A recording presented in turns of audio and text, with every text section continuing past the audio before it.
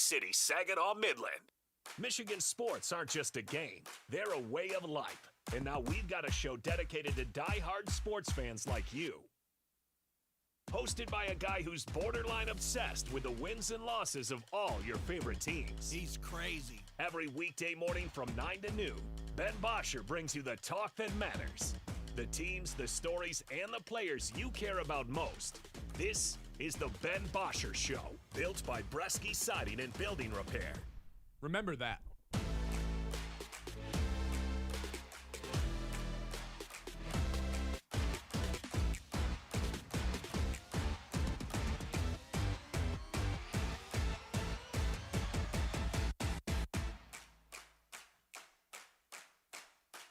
Hello, and welcome in, everybody. Look at that.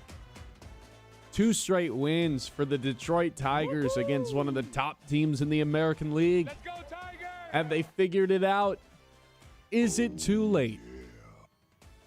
Got a Lions conversation for you in a little bit because there's one contract, really 1.5, maybe even 2, that are looking better and better and better by the day as we gear up towards the NFL season. Got a Pistons trade for you. Should be fun. Let's jump right into it, though. The Tigers have won 2 straight games. Oh, look at that. If you look at the wild card race, they're only 6.5 out because the American League is just so awful this year. Look, here's the bottom line. Over the next month, I would argue this is the most important stretch of Detroit Tigers baseball we've had in almost a decade. I would argue that because the fate of their future is going to be decided on August 3rd at the trade deadline. And how they operate the next month is going to set them up for what is going to happen in August, right? Let's say they keep winning. Let's say for the sake of this conversation, they get hot in June and do the inverse. All right, well, then we got a completely different conversation ahead of ourselves. But for the sake of it, let's say it's a 500 month. Oh, they beat Tampa in a series, but then they lose here. Don't trust the bullpen. They blow a couple. And let's just say they go 14-14 this month, 13-14, whatever it is, 14-13. Here's the issue. At that point, being 14 games out, 14 games under 500 with a month to go until the deadline, I'm just going to say it. As much as I would love to give you hope, you probably have to trade Tarik Skubal at the deadline. And if that's the case, do you really trust Scott Harris to be able to execute that in a proper way? I know all of you still have the PTSD from what happened with Justin Verlander when you traded him and you got a bag of chips and Jake Rogers in return. And the players that you actually got, the top prospects, none of them even made the big leagues. So I understand some frustration there, some PTSD about trading star pitchers because you don't know what you're going to get in return. That trade set the Tigers back for an entire decade because you didn't set your future up to succeed with your return for Justin Verlander. You cannot afford to do the same mistake again because it took the Tigers 8 years to get out of the gutters after that trade. You sell one of the best pitchers, if not the best pitcher on the planet at the time, you don't get anything in for return. You can't do it again and make the same mistake twice. So do you really trust that Scott Harris is going to be able to pull this off? I've made the case, keep Scott Harris around until Max Clark and Jose Porceño make it all the way up. But I've also told you guys for 2 straight years that Scott Harris at the trade deadline has been a disaster. Gets caught with his pants down. Let's rewind 2 years ago to 2024, where Jack Flaherty, everyone knows the Tigers are going to be selling at this deadline. Jack Flaherty, at that time, before he turned into complete utter dog crap, he was the best right arm that got moved at the deadline. He was the number one guy that anyone could have went bought. Hell, the Dodgers. The team that would go on to win the entire thing, the World Series, they're the ones that wanted him so bad. But because Scott Harris was so greedy, because Scott Harris continued to ask for more and overvalue his own players, teams just opted out and said, I'll go a different direction. And then when 11:59 rolled around, I'm not even exaggerating, the deadline was at 6 and this trade went down at 11:59, Scott Harris, caught with his pants down, said, well, I can't keep Flaherty. I have to move him. Hey, Dodgers, are you willing to accept this trade for 70 cents on the dollar? It was very well reported by local beat writers that Scott Harris had better offers throughout the day, throughout the week, but wanted more and more and more, and that greed ended up costing him an actual return. Because you look at the value and the return that they got for a guy like Jack Flaherty 2 years ago, and it's Trey Sweeney and Tyron Lorenzo who's not doing anything in the minors right now. That's the return that they got. So do you really trust that guy, who it was reported on 2 days ago from Ken Rosenthal, national guy, that it would be just as entertaining to watch other GMs, other presidents complain about Scott Harris because he's so difficult to negotiate with? Remember last year, why aren't you going to get Gino Suarez? Because Max Anderson's untouchable. What? Why? Why would he be untouchable? So if this guy is such a difficult person to work with when it comes to negotiating and overvalues all of his own players and it prevents him from actually making productive trades, is that really the person that you want shopping Tarek Skubal? Because I think a lot of people are under the impression you trade Skubal, you're going to get this massive return. Yeah, if you have a good president, if you have a good GM that's able to pull something like that off, or you could trade him and get what you got in return for Justin Verlander, which was a whole bunch of nothing. There's Jake Rogers, Cameron Diaz, and a guy who never made it to the bigs, which was the prized possession of it all. It could set you back an entire decade if you're not careful with what you are accepting regarding trading Tarek Skubal. And who knows, maybe the Tigers get hot. They go 25-4 in this month, the opposite of what they did last month, and they pull themselves back into it, and that's not what ends up happening. Who knows? But for the sake of this, I need to tell you that they have to be thinking about this now. And when I say they, there's really only one person. It's not Scott Harris. It's Chris Ilitch. And he needs to decide whether or not Scott Harris is going to be the person that is operating the Detroit Tigers at this year's trade deadline. Chris Ilitch was not around during the 2017 trade with Justin Verlander. He wasn't around. He had nothing to do with that. And as much as we all like to complain about Chris Ilitch and the billionaire owners, he spent money this offseason. They didn't have to go sign Framber Valdez, and they did. They didn't have to bring back Gleyber Torres, and they did. And they are a top 10 payroll. So as of right now, not always, but right now, he's on our good side. At least he's on mine. But this is the most important thing that has ever happened to Chris Ilitch. This is the most important stretch of baseball that he's had since being the Tigers owner, because over the next month, he has to have a plan in place for that trade deadline, because it can't be Scott Harris. So if they continue to falter, they're still 7 games out. By the time that July rolls around, goodbye, Scott Harris. We're bringing in this guy. I've been working behind the scenes, working behind the curtain. I've had my entire rundown of different candidates that I think are capable and eligible to be the next Tigers president or GM, whatever they want to go with.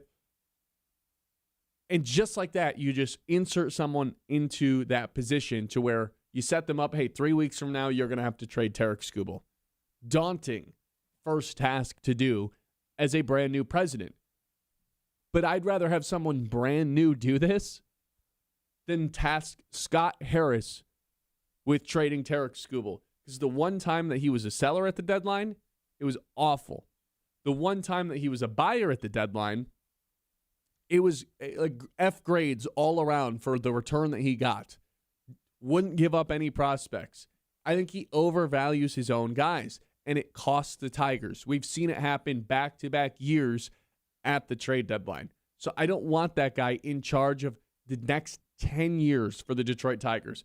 And by the way, if the plan's to fire him after this season anyway, then there's no way he should be making that decision. There's no way he should be in charge of what the Tigers' return is for Tarek Skubal. Because as bad as we have the PTSD with the Verlander thing, guys, this can propel you forward rather than backwards if you can land awesome prospects. If you can get great prospects in return, all of a sudden you're talking about a recharge rather than a rebuild. Do you want Scott Harris tasked with that? I didn't think so. which requires Chris Ilitch right now to be searching for the next president. This next month for Chris Ilitch, regardless of what's happening on the field, he needs to be active behind the scenes, finding someone else besides Scott Harris that can be in charge of the trade deadline for the Detroit Tigers on August 3rd. 989-837-6125. This is the Ben Bosscher Show, live here on 100.9 The Mitts. What do you think? Should Scott Harris be tasked with the trade deadline in August? Or should this just be someone totally different? Because if it is, the search for that person needs to be happening right now, ongoing for the next 4 weeks. 9 o'clock hour, as always, is brought to you by Iron Stack Technology. You know, we talk about the game plan all the time on this show, the execution of it. That's how Iron Stack approaches IT. They help businesses stay secure, efficient, and ready for what's next so you can focus on your mission instead of your technology. Iron Stack Technology, solution-driven, mission-focused. You can check them out online at ironstacktechnology.com. The Ben Bosscher Show, built by Bresky Siding and Building Repair on 100.9.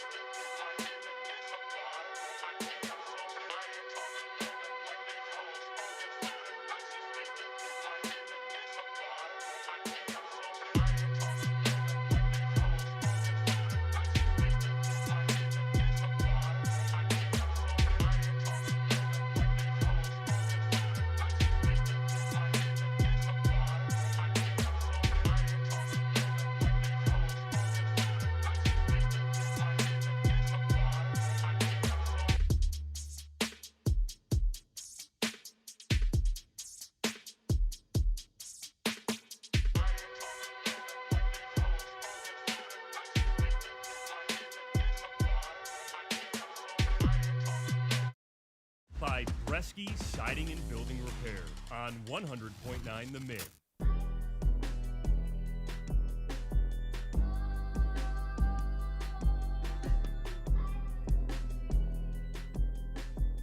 989-837-6125. That's the number of the MIP messages. Kyle, what do you think, man?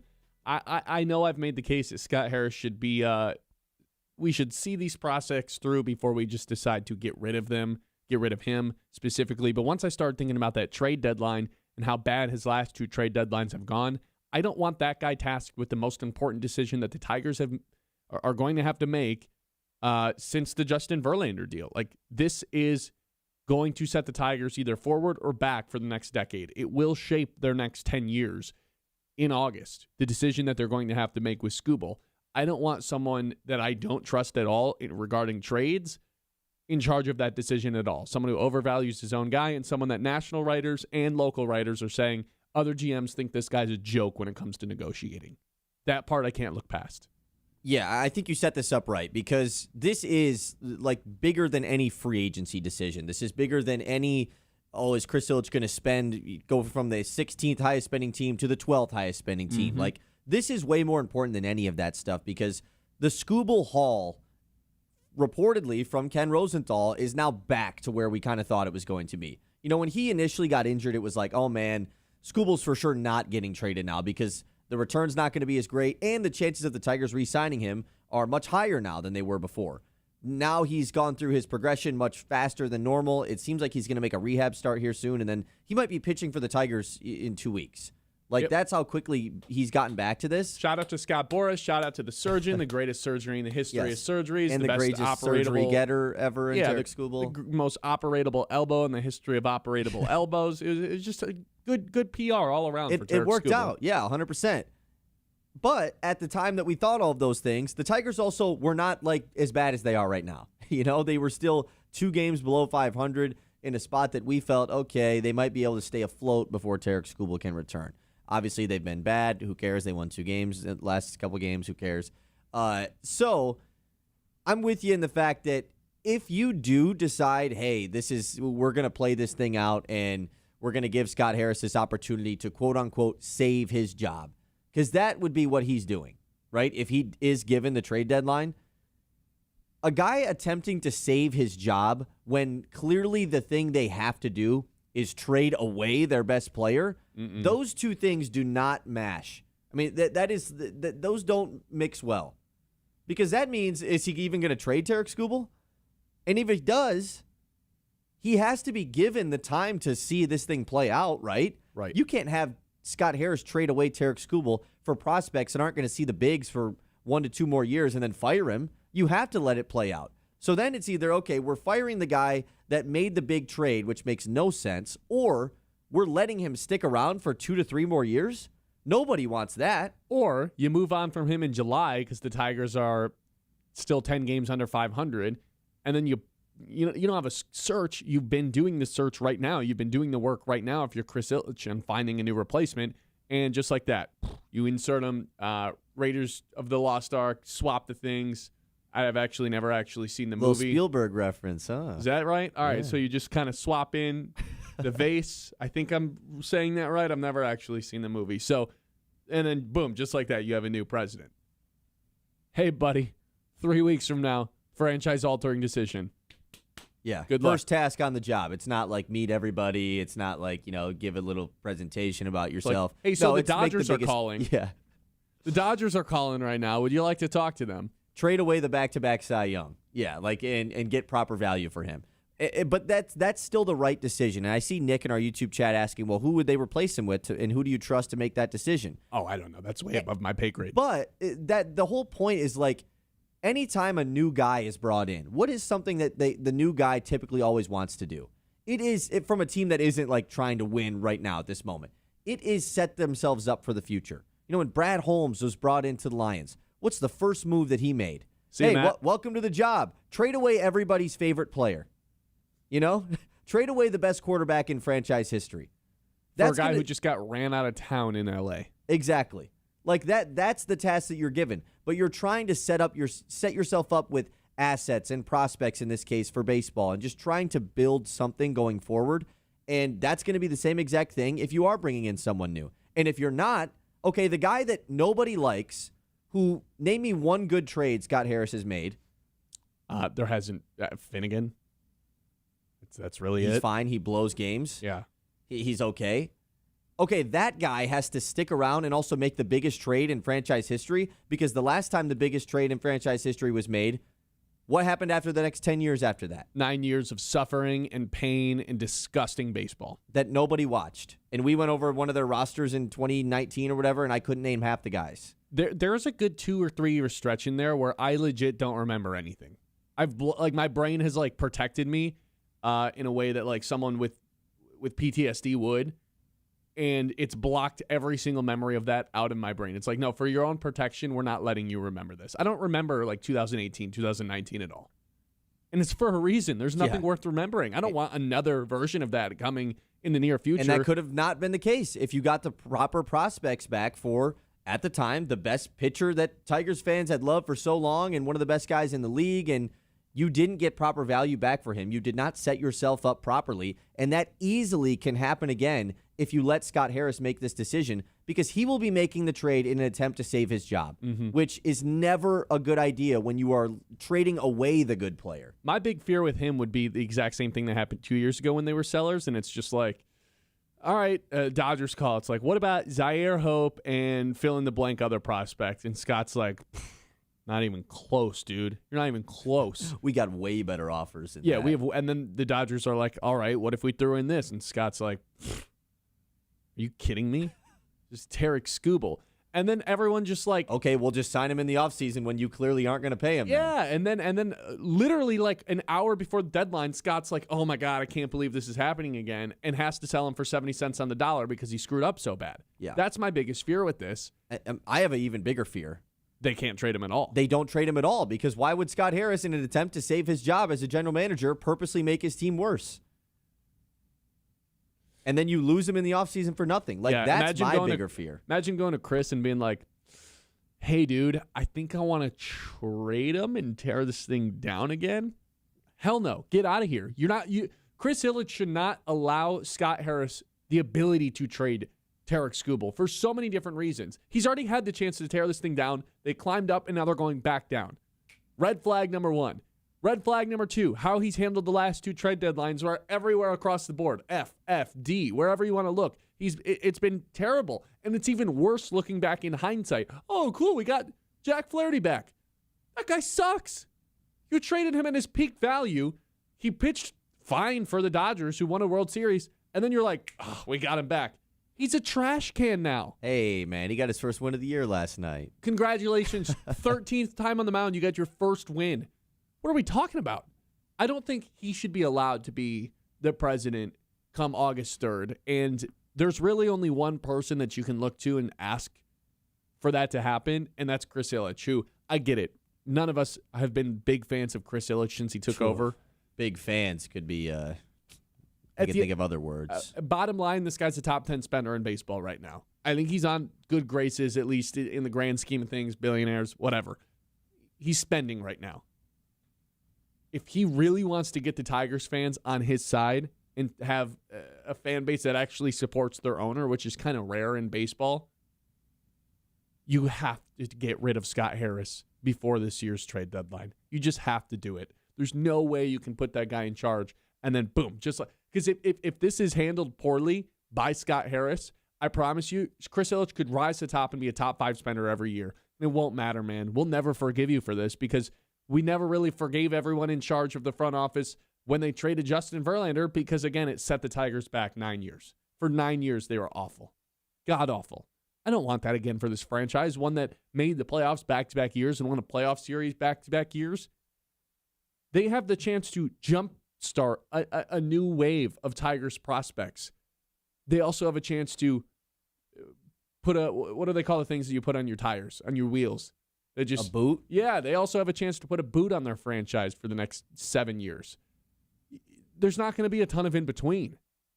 So if Chris Ilitch really wants to win the fans over, goodbye Scott Harris, dude. You can't do it. We are not allowing you to shape this team's franchise, for the next 7 years. It just can't happen. 989-837-6125. It's the Ben Bosscher Show live here on 100.9 The Mitt. Show, as always, is brought to you by Bresky Siding and Building Repair, the experts who do the job right the first time. Whether you have a leaky roof, storm damage, siding looking tired, Bresky has you covered. Locally owned, trusted, and dedicated to keeping Midland area homes safe and looking sharp. Quality materials, skilled craftsmanship, and service that puts your family first. Don't wait for the next storm. Call Bresky Siding and Building Repair today and keep your home strong for years to come. The Ben Bosscher Show, built by Bresky Siding and Building Repair on 100.9.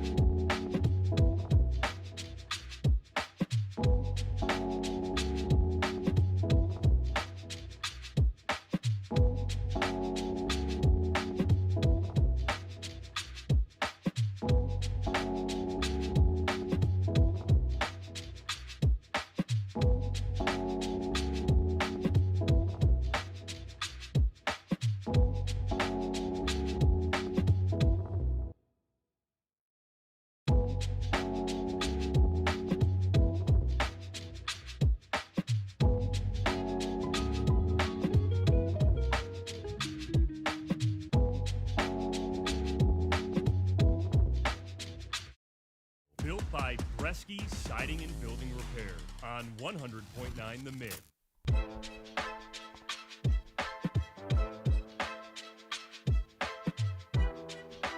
Got a text that said, year after year, LA and Tampa Bay are the best run organizations. Can we pluck some prospects from those teams if they're going to trade Skubal? I mean, like, it's just so obvious that he's going to the Dodgers, right? Like, at this point, it'd be kind of surprising if he got traded and it wasn't to LA. I think the Mets, in an attempt to save something and to get him before the Dodgers could do it, Because they already trade all their prospects though. Like who else do they have left in their they farm traded system? most of them away. They still have like the guys that have gotten to the bigs that are still young, like a Nolan McLean, who is one of their younger big pitchers, but he's in the bigs now. Sure. So but a team that is trading for Skubal is trading for him to keep him long term as well. Like the Tampa Bay Rays are not trading. They're not trading for Skubal just to have him for half a year. Yeah, they got to worry about building a new stadium. As two people who are watching Dodgers prospects on a weekly basis, I promise you there is enough. There is enough Dodgers prospects that I would be happy to be on the Detroit Tigers. To where I feel like that is just the most obvious fit. The prank that never stops pranking. You want to have an an outfield loaded for the next 10 years? Trade him to the Dodgers. Yes. Trust us. I can't believe that just happened. I don't know if anybody listening heard that. I don't think it was as loud this time. It's not max volume. Yeah. There's an Alexa in this office. We asked Alexa one time to play Fiend by Travis Scott, which starts as just the most aggressive first 2 seconds to a song that you can possibly imagine at 9:30 max volume to scare Sarah and other coworkers, whoever happens. And Alexa's system is broken now and just plays every day at 9:30 as long as it's plugged in. It's been unplugged for a while. It's literally cursed. It is. It's Danhausen cursed. All right, let's hit the news. The Mets Morning Catch. It's a good prank because it just continues to give us funny stuff. But I don't understand how to stop it. I thought we stopped it. And it didn't play yesterday or the day before. I don't know. I saw a funny prank from an Instagram reel yesterday of a guy who said, 3 years ago, we were at a concert and my buddy with a Sharpie wrote my phone number in a porta potty and said, send me pictures of your poop. And he said for 3 years, he has just been terrible prank. But it's kind of funny because it's harmless. It's gross, but it's not like it's actually. I don't think it's harmless. That's nasty. It's disgusting, but it's better than physical pain or anything where you're being shamed or humiliated. It's somewhat harmless, as in all it is a picture of poop. But it's just never gonna stop for the rest of his life, I would bet. That's funny. That's a funny prank. Enough of that talk. Let's take a look at the Covenant Healthcare Orthopedics and Sports Medicine injury report. We have some good and bad Tigers injury news to go over. Let's go over the bad first. Javi Baez saw an ankle specialist yesterday, or this would have been the day before, and he has been shut down from baseball activities once again. And high ankle sprain. Nothing is fractured or broken still, but it is not responding to treatment. Pretty unfortunate. I honestly am not that shocked by this with Javi Baez. The injury looked gruesome. And then when it came back, he's it's an ankle sprain. It's not going to be that bad. I was really? I don't really believe that. I think it's in NBA terms, one of those high ankle sprains where it's oh, yeah, you're going to be out for maybe 2 months. Yeah, the fractured ankle sometimes is better than the high ankle sprain. Yeah. I mean, it looked like he rolled up on it. And now we're in a situation where it's I don't know when he's coming back. There's no timeline. Are you going to be totally shocked if he just doesn't really play again? Not really. I don't think he's out season? for the year, but there is a chance that by the time he's ready to play, in one way or another, the season's kind of just over, or they have found their rhythm without him. Yeah, I mean, most guys are going to return from injury before him if he's being completely shut down from baseball activities. So, correct. Yeah, I guess that does make sense. It is pretty funny, though, based off of Gleyber Torres coming back yesterday, they sent down Hao-Yu Lee. Kind of surprising. Kind of surprising, but I guess I do understand, Short is the shortstop, the other shortstop on the team. You kind of need to keep that. Hao-Yu Lee doesn't offer that. I still think, why would you make that decision? Make Zach McKinstry play shortstop, whatever. Yeah. And then Zach Short just has, probably his best game as a Tiger last night, after he was getting pretty publicly trashed on Twitter for not being sent down. He goes 2 for 3. All the bad guys had good games. Wenzel Perez goes deep again. He has 2 hits. Matt Vierling has a triple with 2 hits. All of Spencer Torkelson, I'm counting him as a bad guy. He had 2 hits. It's pretty funny.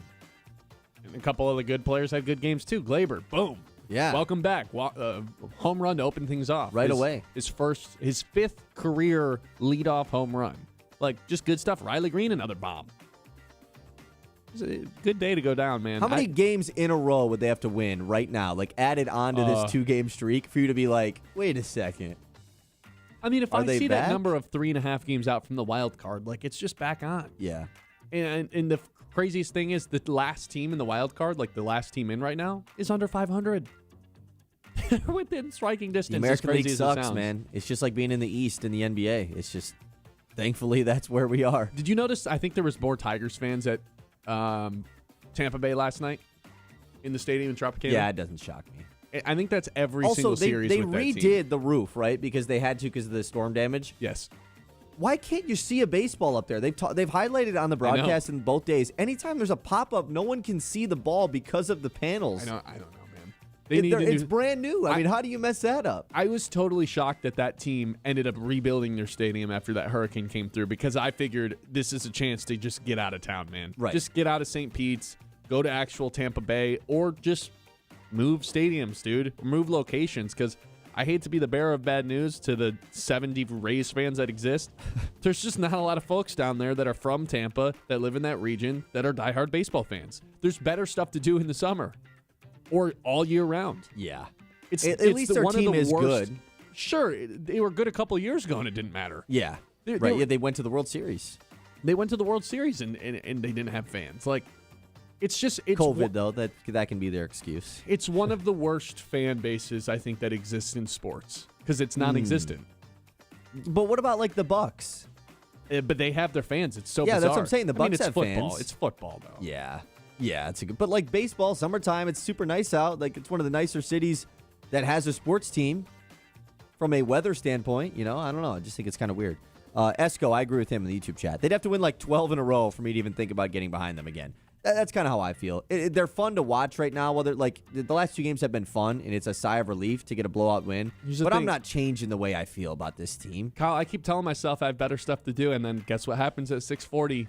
You end up on the TV, and I end up drawn in. I'm a sick, addicted person with this Tigers. You get to do it at 1:10 today because they finish up this series with Tampa on a day game. Troy Melton back on the mound, so this is one I am excited for.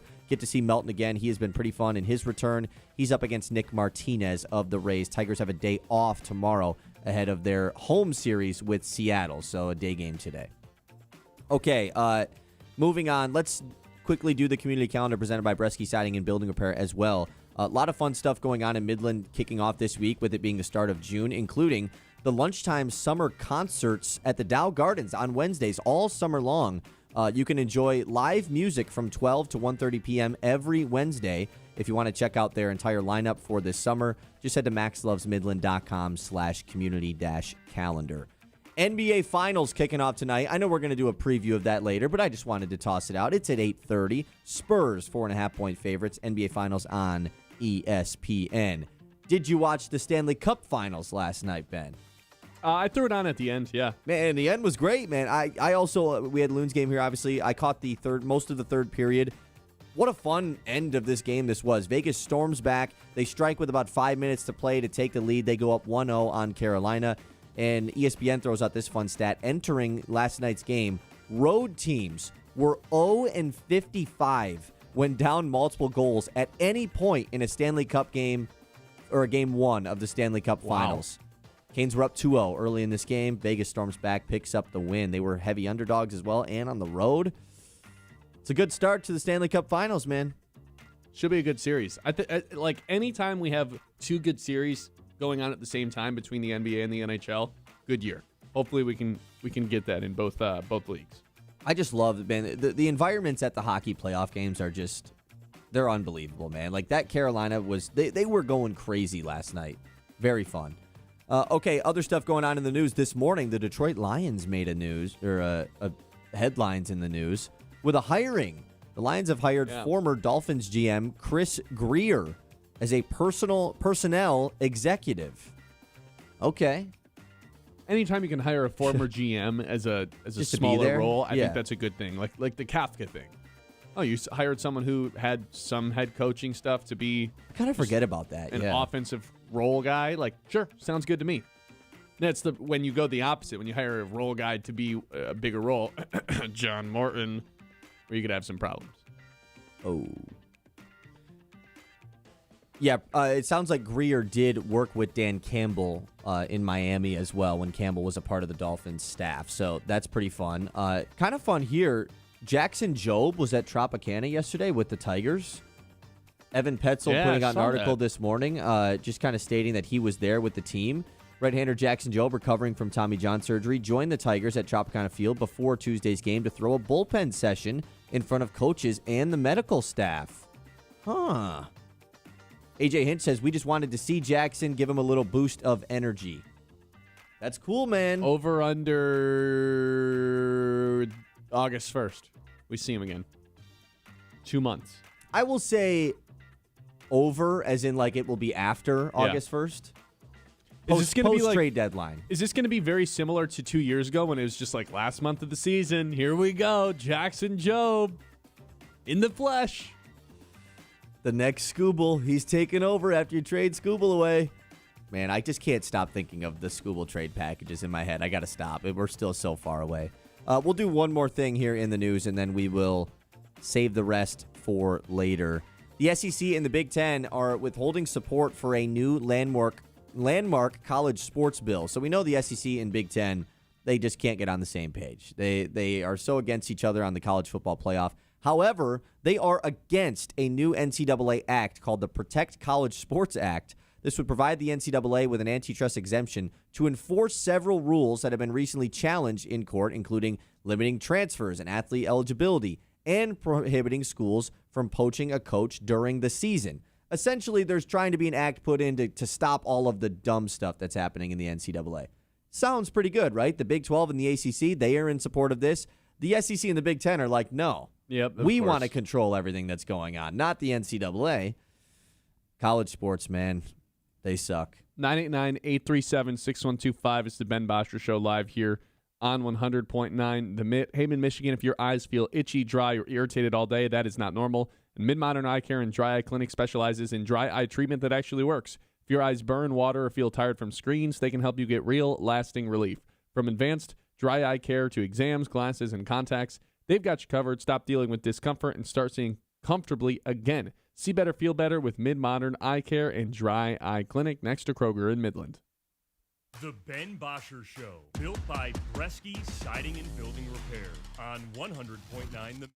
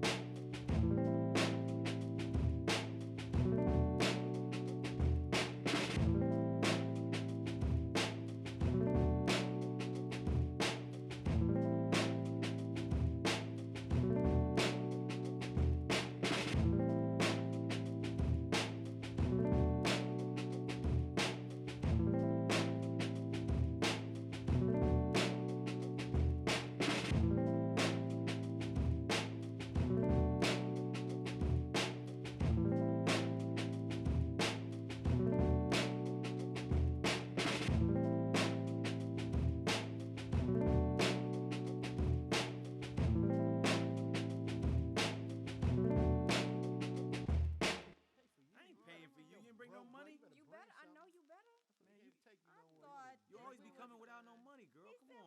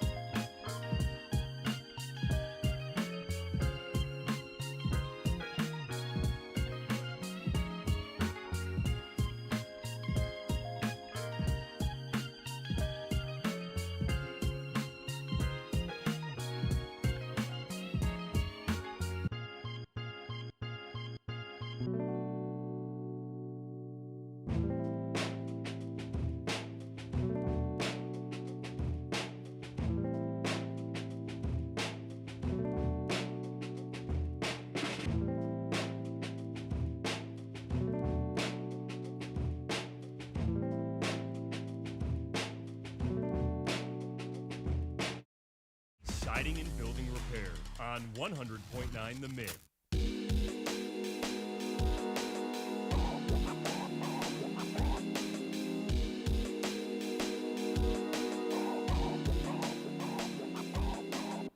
There are two contracts for the Detroit Lions that are looking better and better by the day. Oh, Brad Holmes, why does he not go make a blockbuster splash trade? Look, let's go over the best wide receiver duos in the NFL, right? We've got Higgins and Chase. They're making a combined $68 million this year. We've got CeeDee Lamb and George Pickens. They're making a combined $60 million this year. Jamo and Amon-Ra, $56 million. That's pretty good, man. That is a bargain for what I consider one of the four best wide receiver duos in the NFL. I still think, of Jamo and Amon-Ra, Jamar Chase and T. Higgins, CeeDee and Pickens, and then Adams and Puka, I still think that Jamo and Amon-Ra have the most upside of any of those duos because we have still yet to see what a true unleashed Jameson Williams season looks like. And we saw it towards the end of remember last year, there was a good stretch where we were just taking Jamo's over basically every week because it was like, yeah, this guy's just going to get the ball with Sam Laporta out. And he just continued to deliver over and over again. I think with a new offensive coordinator and more consistency on that end and not John Moran being like, oh, I think Jamo's going to have 5,000 yards. I think we actually see him more consistent in the best version of Jameson Williams this year. Same applies to Gibbs. I really do believe that we are yet to see the best of Jameson Williams. And the fact that he is making the 17th most money in the NFL this year of all the receivers, was still in top 15, top 12 upside guy. is astonishing. The fact that Amon-Ra is now the 10th highest paid receiver in the NFL after the Drake London contract yesterday, mind-blowing. In what world should Drake London and DK Metcalf be making more money than Amon-Ra St. Brown? There is no world. Yet it's the world that we live in, and you look back at when Amon-Ra got paid, the timing of it, the actual contract, it looks better every single day that goes by. As if you're going to trash Brad Holmes for certain things, you have to give him credit where credit is due. And both the JMO and the Amon-Ra contract look incredible right now. Incredible. Well, especially like when the JMO deal went down, because like when the St. Brown contract came in, it didn't like shock anyone. We knew it was going to happen. Highest paid wide receiver contract, blah, blah, blah. We know how this stuff works. In a month or two, it's going to be the second. And then 2 months after that, it's going to be the fourth highest paid receiver. And a year later, he's going to be the fifth. Whereas the JMO contract was the one where it's like, okay, Brad Holmes really has to, this is going to tell. Because Jamison Williams obviously is the wide receiver 2 on his own team. But what do you say? He's the 17th highest paid receiver in football? Yeah. I mean, he's a top 15 receiver in the sport, Without right? a doubt. And I think he's still ascending. 100%. But when the contract was given out, we were like, oh, that's kind of surprising. I don't think we thought it was a bad contract, but it was clear like, okay, they clearly are going to utilize him in a much higher role this year. Yeah. And at the beginning of the year, they didn't. Like, that was the scary part. We went through a good 4 or 5 week span with JMO where it was like, why did we pay him? What was the point of that? Not as his fault. He just isn't getting the production. He's not getting the football. And then finally, once John Morton was kicked out the door, Sam Laporta injury, like you said, Jamison Williams really came alive. And it feels like, to your point, we're going to get the full unleashed JMO season this year from week 1, hopefully all the way through the entirety of the season. Yeah, I mean, they're a top 5 wide receiver duo in football, no doubt about it. And the way that they're paid does not implement that. Yeah, the other one is Adams and Puka, which almost doesn't count because Puka's still on his rookie deal. It does count. It does, but you're right. $27 million. It's like no wonder they can afford Myles Garrett. They're not paying Puka Nacua. Yeah. And there were some reports that they weren't going to pay Puka Nacua when he becomes a free agent in 2027, which basically would be kind of crazy. Guys. Yeah, why would they not? I mean, I get it. He's going to be the highest paid receiver when they do pay him, but why would you not do that? Maybe because he's in rehab? I think he's out now. Maybe. But yeah, either way, it's like, dude, the fact that I saw something that, this is good from our guy Al Carson on Twitter, who's joined the show a couple of times.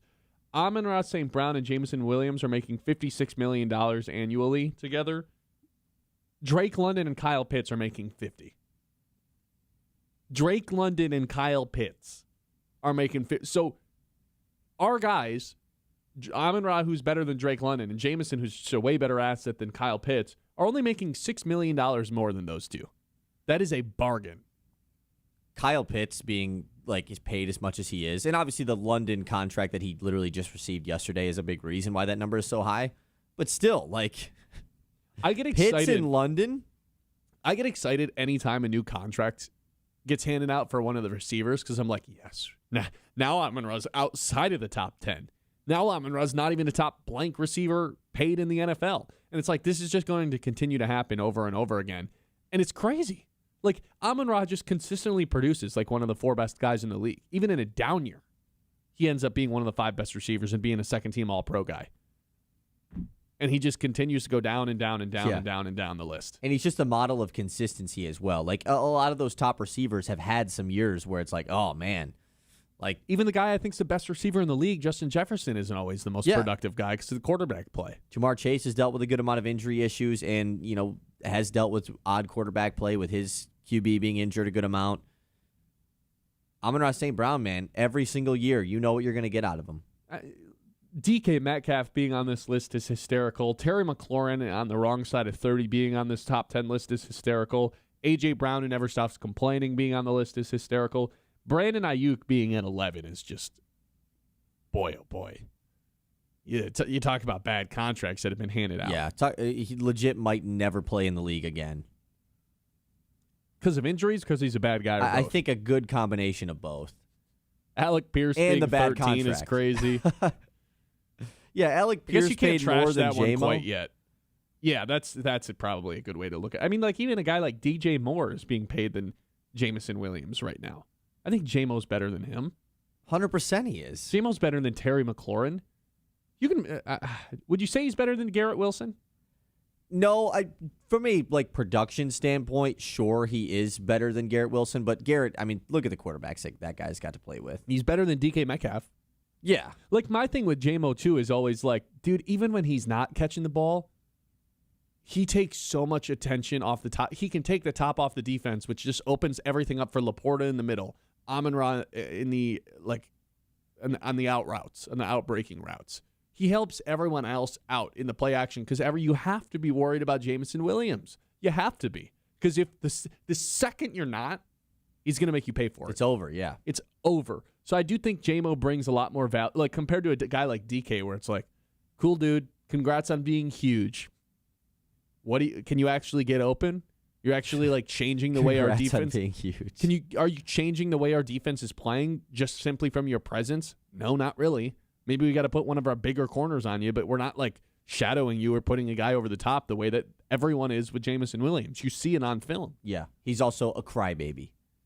And St. Brown and JMO are not. Yeah, I mean, look, man, it was a tough couple years for JMO to start out his career. A lot of people made some assumptions about him. That guy's a good guy, and he's got his head right. Like, there has not been any mess-ups from that guy in quite some time. So I'm always going to be a JMO guy with the way that he's playing and what he's doing off the field, too. He's done a lot of great stuff for that city in terms of the charity work that he's doing down there. So I just wanted to give a shout-out to Brad Holmes because the Amon-Ra JMO deal looked better and better and better by the day. $56 million, less than Chase and Higgins, less than CD and Pickens. It's great.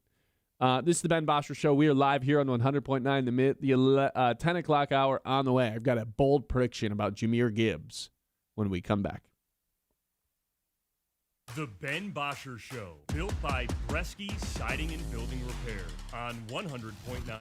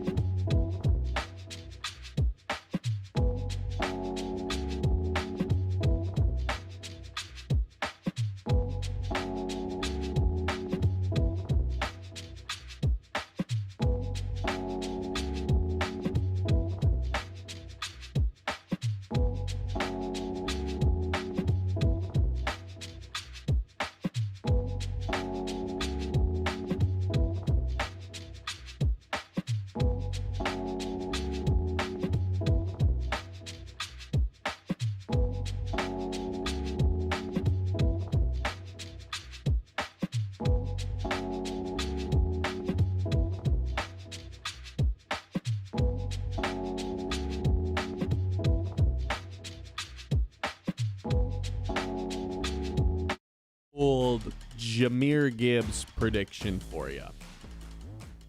New offensive line, new offensive coordinator. Panay Sewell moving over to the left, Blake Miller over on the right side. This is setting things up, and maybe the biggest thing is no David Montgomery. You don't have to share the backfield with anybody anymore if you're Jahmyr Gibbs. Time to unleash the beast. Here's my prediction. 20 touchdowns, 2,000 scrimmage yards, leads the league in touches, offensive player of the year, top 5 MVP finish, carbon copy of CMC season from 2023. And he ends up being fantasy football god. Like one of these guys where it's just like, yeah, minus 300 to score a touchdown. He's giving you 20 to 25 a week every day in fantasy, every week in fantasy. And there's some weeks in there where it's like, yeah, he just scored 3 times and had 200 yards through the ground and on the air combined. I think this guy takes over as the best running back in the NFL this year because of all the external factors, because he's finally being unleashed, because David Montgomery's not going to be there anymore. I do think that this is a Christian McCaffrey type of season back when Christian McCaffrey, CMC was RB1 last year, but I do think that Jahmyr Gibbs is taking that cake as, holy cow, this is the most productive running back we have. Sneeze. Bless in you. the NFL. That was clean. It was clean. Yeah, I mean, I don't disagree with you here. It's a very bold prediction, but is it like all of the reasons you lay out? I can't really argue with for Jahmyr Gibbs having that type of season. I mean, the departure of David Montgomery is the big one here, and I do think Isaiah Pacheco is going to play a pretty solid role here. I think he's probably going to score a lot of touchdowns. He's going to be used in the red zone a pretty good amount. But we saw a clear shift made at the midpoint, maybe even closer to the early point of the season last year, with Jahmyr Gibbs fully taking over, and it was no longer Sonic and Knuckles. It was Sonic and, oh, I see Knuckles in the background of the photo over there. Okay, that's cool. So, yeah, I think that expecting all of this stuff from Jahmyr Gibbs this year, this does feel like the full bore. This is his year to be like an offensive player of the year, real candidate. I don't think Isaiah Pacheco is going to get a lot of. Do you know how many touchdowns he has scored the last 2 years? Total or just rushing touchdowns? Either. Probably not. How about this? Well, Kareem Hunt was their red zone guy, so I guess that's fair. Their goal line guy. Receiving scrimmage touchdowns the last 2 seasons. He's played 20 games. 10? 8? Brother, he scored 3. Wow. I don't think he's going. I just think figure in a heads, Lions offense, he would. But I guess, yeah. I guess in our heads, he is like this 3rd and 1, run between the tackles, but he angry never runner, was pick for up the Kansas yards. City, yeah. I'm sorry, man. I would just rather give the ball to Jahmyr Gibbs. Maybe on a 3rd and long when you just need a pass protector, Isaiah Pacheco's coming in. But, man, like, and when Jahmyr Gibbs needs a breather, that's when Pacheco's checking in and he'll take a couple snaps to here and there. Look, I don't think he's just, like, never going to see the field. But when it's 3rd and 1, when they're on the goal line and they need a touchdown, like, let's not overthink this thing. Let's not give the ball to our RB2 when our RB1 is potentially going to do all these things that we just said. Who's had a 20-touchdown season before, who's never quite got 2,000 yards, but I think that's on the table this year with rushing and receiving combined. Like, let's not overthink it and give a guy who theoretically is a good 3rd and 1 guy. Let's just give the ball to the guy who consistently finds a way to get into the end zone because his explosiveness from the backfield is just so much that he can just, like a little arrow, find a spot and just bolt his way into the end zone, wherever it ends up being. Let's not overthink that part of it. Yeah, 3 I think total you're right. touchdowns, man. 1 rushing each of the last 2 seasons. Yeah, that's fair. And I do believe that when Montgomery was here, the whole case that it was against David Montgomery is he's a good runner. Like, he is a great running back to have. But having Gibbs off the field just feels like it's not worth it with David Montgomery in the game, as much as he brought to the table. That was it last year when they were losing. You have the best player potentially on offense, non-quarterback in football on the sideline. That can't happen. And so that I feel like that went into the decision of moving off of Montgomery. Obviously, the saving money part of it, I think, really played. And it felt like he was ready to no longer be a backup anymore. Still definitely has some years of being an RB1 left in him in this league. Yeah, and I wish him the best, man. 100%. And I'm thankful that Montgomery was here for the first 3 years of Gibbs because now it allows the Lions to be able to unleash Gibbs a little bit. And I do think like those first 3 years where you're not giving Gibbs this crazy snap count, will prolong his career into his late 20s. Like, that's where I think you're really benefiting from David Montgomery being here early on in his career. But now in the middle, it's like, well, why not just unleash him? Why not let him run? Hand him the ball. Let him lead the league in touches. There's nothing. I have no problem with it now. If you're doing it from the time he gets drafted and you're just consistently doing that, he's going to have a short career. But he's already played his 3 years and has, gotten his body accustomed to what it's like playing in the NFL. Now I think he's ready for a bigger workload. Yeah, we already saw a step last year in that direction. It feels like all of that has led up to this point, right? With this season now, especially with the contract likely coming this offseason. So you do extend him, you give him the big-time bag. Let's make it worth it with him having a huge year. Do you think that is an offensive player of the year prediction that you're making? I mean, yes. if all that stuff goes down, I mean, it sounds like the offensive player of the year to me. I think he wins offensive player of the year. I think he's the second favorite behind Bijan right now. Yeah, pretty close. Bijan plus 750, Jahmyr plus 850. I would take Gibbs, and I think there's some, how CMC the year he had the 2,000 yards and had led the league in touchdowns. You know how that season at the end it was like, should CMC actually win the MVP? And no one actually took it seriously, but he did end up finishing third. I think we get something similar to that as well, where it's like, holy cow, the Lions, I mean, as I've told you, I think the Lions are going to be competing for that 1 seed towards the end. And if they're going to be a 13-win team and Jahmyr Gibbs is doing all this stuff, I don't see why in the last couple of weeks of the season there's not this, is Jahmyr Gibbs the actual MVP? I don't see why that conversation can't be had, which means I don't see why he can't finish on the MVP ballot. I don't think he'll win it, but I do think he'll win Offensive Player of the Year. Man, seeing that LA Rams logo next to Myles Garrett name on Defensive Player of the Year odds, by the way, just kind of weird. Is he the favorite? He is like the massive favorite. He's plus 430. The next guy is plus 800. Just there's nil value on doing that right now. It probably got bolstered, right? I would assume with the trade to the Rams. I mean, he already for sure was going to be the favorite. But when was the last time we had a back-to-back Defensive Player of the Year? I mean, J.J. Watt won like 3 or 4 in a row. So I would assume it's him. Donald probably won 3 in a row, too. I think Donald did win 3 in a row. Yeah. I know that Watt won 3 in a row, but I would assume that Donald also did. Donald won 3 in 4 years. So did J.J. Watt. Close enough. So there's been a couple back-to-backs. But yes, I do believe that Gibbs is going to. Yeah. Like, I think Amon-Ra has been, for the last 3 years, the focal point of this team's offense. It's always ran through him. He's always been the most consistent player. And Gibbs and J-Mo and Laporta have been the supporting pieces.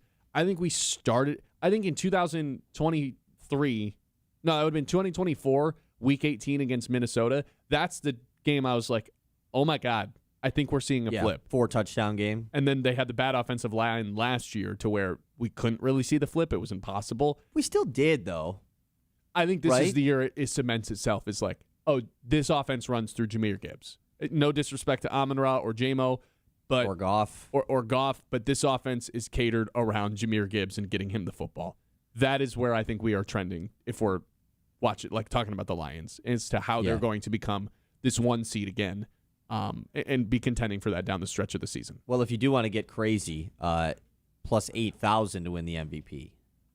I don't want to get that crazy. But I do want to get a little crazy. The best non-quarterback odds, though.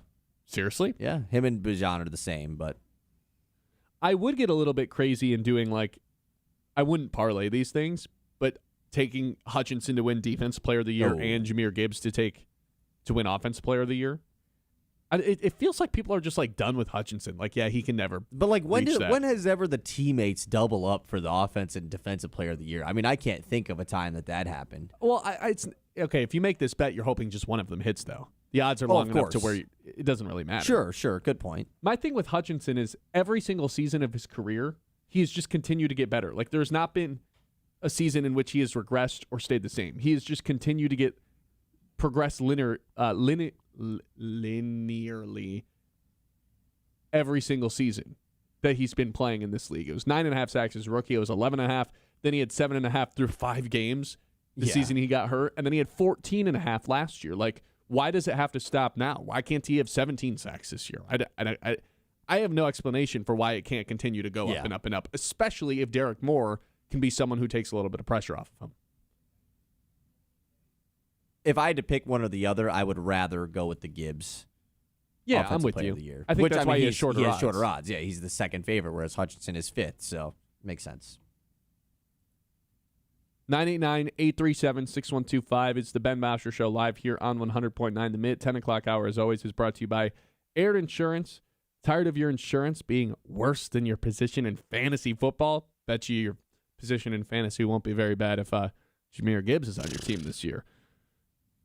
Air Insurance Group steps in like a clutch pinch hitter and gets you into a better position with coverage that actually fits your life. Give them a follow on social media. You'll learn something, maybe laugh a little bit, and definitely stop overpaying for insurance that's striking out. Ben, quickly, Sure. Big Win Wednesday. Oh, my God. How have we not even previewed this? We got a big win Wednesday. I really hope people are listening to this. I feel bad I didn't do a good enough job promoting it earlier on when we opened up the show and telling you what it was. This is we did a little bit of a pivot midweek because we got access to the Experience Jackson NASCAR Weekend Prize Package. This is an estimated value of just south of $1,300. Here's what you have a chance to win.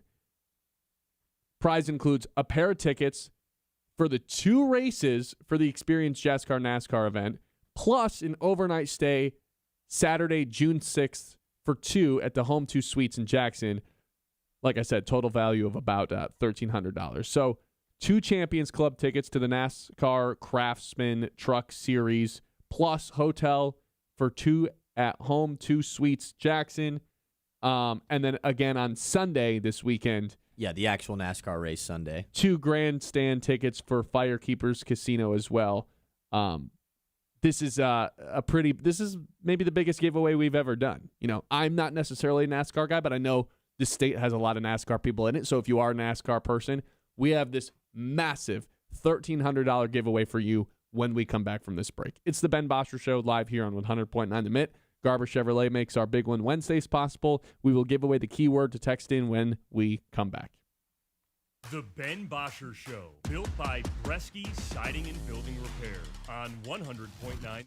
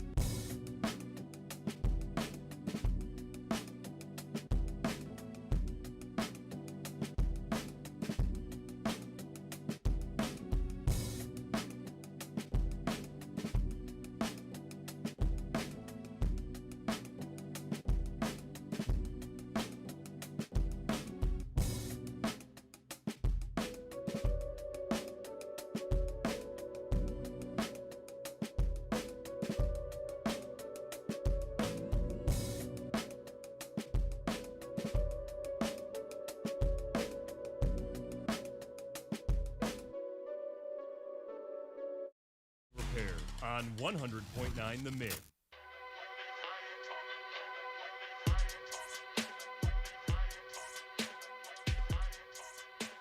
All right, it is that time. We are going to do our giveaway thanks to our friends at Garber Chevrolet. Again, today is one of our best giveaways we've ever done. Experience Jackson NASCAR weekend prize package for this weekend. 2 races plus a stay at Home 2 Suites in Jackson. Total value of about $1,300. That's happening this weekend. All you have to do is text in NASCAR. Text in NASCAR to 989-837-6125, and you've got a chance to win this grand prize. Wow. You NASCAR guy? I was as a kid because my parents are big NASCAR fans. That makes sense. Yeah. That adds up. What does that mean? Small town, Beale City. I feel like most people from small towns are racing fans. I used to have a family member who I didn't know, was a distant cousin that was a pit crew member on Jimmy Johnson's NASCAR team, I guess you could call it. So that's kind of why I think my parents were fans, yeah. Pretty cool. All right, while we wait for those texts to roll in, again, it's NASCAR to 989-837-6125. I do want to talk about this Clippers deal that ended up going down, not the Clippers deal, but a projected Detroit Pistons Clippers trade that I saw yesterday that I wanted to get some thoughts on and wanted to share some thoughts on because, as you guys know, I would love to have Kawhi Leonard on this Pistons team. I don't think he's going to be suspended for any long-term period of time. And honestly, if they gave him a 15-game suspension, by all means, can we spread those out? Can those just be his days off throughout the course of the year? So I'm big on Kawhi Leonard joining this team. I think he can play the 2, the 3, the 4, brings that defense that, it's not at that 2014 Spurs level as it once was, but the fact that he would be the second best perimeter defender on the team with him and Asar, oh my God. The fact that you bring in another can't leave him open type of three-point shooter sounds great. The fact that you can bring in someone who can create his own shot and just had the best offensive output season of his entire career, yes, I'm all in. So I saw this Clippers-Pistons projected trade yesterday. It was Kawhi Leonard for Karis LeVert, Duncan Robinson, Isaiah Stewart, and 2 first-round picks. That's how you get the money to work. The 2 firsts, I'm fine giving up all those players, and if it was 1 first, I wouldn't blink twice before I sent all those guys over to go get Kawhi Leonard. It would stink to lose the shooter that Duncan Robinson is, but I think you can find those players elsewhere to land a guy like Kawhi Leonard. But with Stu, I think Stu is expendable now that you've seen what Paul Reed is capable of. Karis LeVert's obviously expendable. I would much rather do it for 1 first-round pick and 1 trillion second-rounders. Would you do this trade? I mean, I've made my stance pretty clear on 1 Kawhi Leonard. I don't really want the Pistons to trade for him at all. I think he's an awesome player.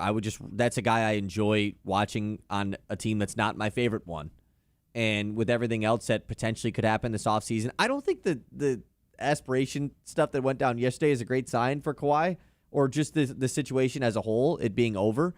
So this trade itself, I would rather just trade Ron Holland than give away the extra first, personally, just because Holland is still going to have some value, and it feels like he can be the core piece of a bigger trade. He didn't play for the Pistons in the playoffs. Yep. Like, I understand a lot of people are, I mean, even I was at the trade deadline last year. I was like, I don't want to trade Ron Holland. I think he could be a big part of this team going forward. And yet in the biggest moment of the year, he just didn't get run. That's not a great sign for how the Pistons view him going forward. So I would probably try to capitalize on him while you can. And I think the Clippers would, if they are trading Kawhi Leonard, they have the 5th pick in the draft. They traded for Darius Garland. They clearly are trying to develop some sort of younger core. Ron Holland would help that. So and would I you think do, you get to save a pick in that world as well. Yeah, would you do Karis LeVert, Duncan Robinson, Isaiah Stewart, the 21st pick this year, and Ron Holland? So I'm just Say that again? It's Karis LeVert, Duncan Robinson, Isaiah Stewart, the 21st pick in this year's draft. Yeah, that's what they have. And Ron Holland. 4 for 1 with a pick. I'd do that in the blink of an eye. Yeah, I would rather trade the pick next year, personally. I know that we don't have security that they're going to be great. I'm just assuming they're going to be better than the 21st pick. And in this year's draft, I think they could really get somebody that could be a part of their core going forward in this sure. year's draft as well. But that's probably what the Clippers think too, and is why they'd want that. But the Clippers 21st don't have pick. the Clippers don't have their better pick next year. So in my brain, the Clippers probably want more picks for next year. Okay. While they then- have the then fifth yeah. pick in this year's draft, it's like, okay, we have a top pick in this draft. We need to capitalize for next year. I think either way, I'm doing this trade Sure. though. If it's only one first plus Ron Holland, who at this I don't think he has no trade value at all. But for the Pistons core, that's going to keep Asar Thompson rather than Holland. I don't think it's going to work together. Here's Not in the playoffs, so I would be willing. And I think Isaiah Stewart for me lost a lot of not trade value because I think that's still there with the I contract. think that he's on. his contract is still extremely valuable. But I think Isaiah Stewart just showed to be pretty expendable for this Pistons team that Paul Reed just kind of outplayed both of our centers in the playoffs. So what's the point of having three centers Right. on the team when you can cash in one for Kawhi Leonard? I will say, if it was either like they do this trade or they don't make a big trade at all in the offseason, then sure, I would want to do this. But there's a list of players that I think I would rather have them trade for.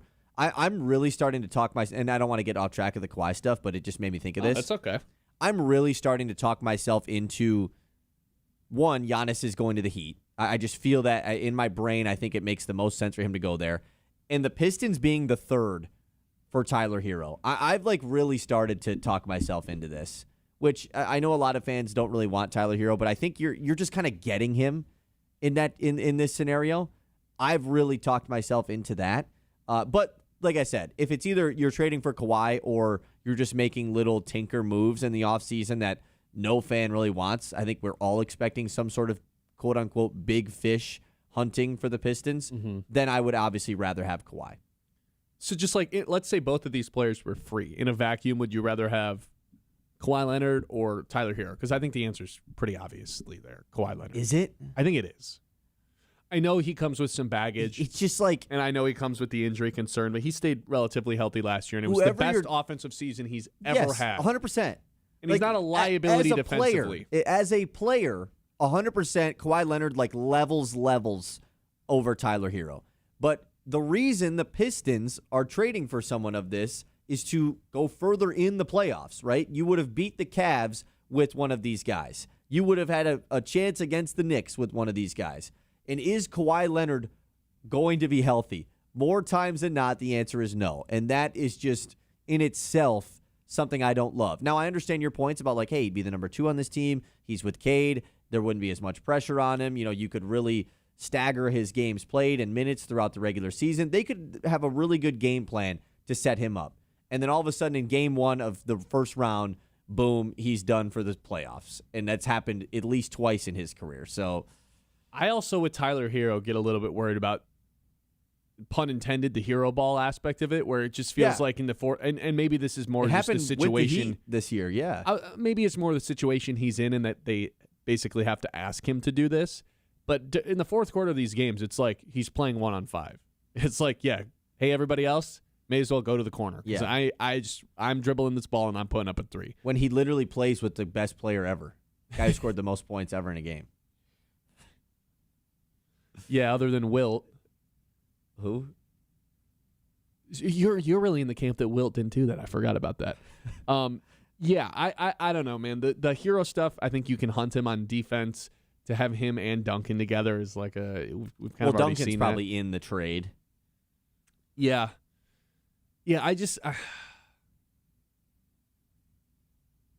I'm not in love with the idea. That's fine. I'm not really either. I think there's better options than that. I'm just, from a realism standpoint, I've started to look away from Trey Murphy. I just don't think the Pistons are going to get him. I would love him the most.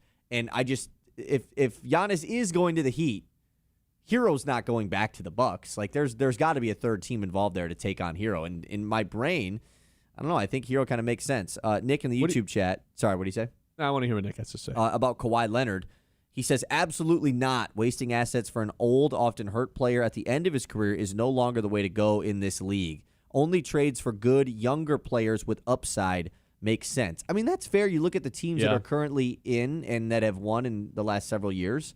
It is younger teams. It is the whole stigma of being young in the NBA is starting to go out the window. OKC last year, full of young players, and now San Antonio, of course, right now. I mean, the Knicks Pistons are would still be a younger. young player. The Pistons would still be a young team. Right, but then now all of a sudden, they're like one of their main foundational pieces is an older guy with a long injury history. How many? What's the most amount of assists you think Tyler Hero's average in his career? As the starting Yeah, point I mean, guard, like 4 or lead guard. 5, yeah. Yeah, 5.5. One time. This is the only time he was. Well, he's not in coming here 5. to get assists. I'm just saying. Yeah, I guess he would. His role here would just be to get buckets. I'm just not a hero guy. I'm really not either. I just think there's a world where it does happen, so I'm almost gearing myself up for it. I have to go start grinding the hero tape. All right. Again, you've got one more chance to text in NASCAR 989-837-6125. One of the best Big Win Wednesdays we've ever had. Just text in NASCAR, and when we come back, we will give out our Experience Jackson NASCAR Weekend prize package that includes pair of tickets to the 2 races this weekend, plus an overnight stay this Saturday at Home 2 Suites Jackson for a total value of about $1,300. Big time giveaway. Can't wait to reveal who it is. About another 30 seconds, and we will give away those tickets and that stay. Big Win Wednesday, as always, is possible by our friends over at Garber Chevrolet. If you're looking for a car, I can tell you from firsthand experience, Garber Chevrolet in Midland makes it easy. I bought my car there a couple summers ago. The whole process was smooth, no stress, just straightforward. Whether it's a new whip or a quality used vehicle, the team knows their stuff and treats you right. Garber Chevrolet, a place you can actually trust to purchase your ride. The Ben Bosscher Show, built by Bresky Siding and Building Repair.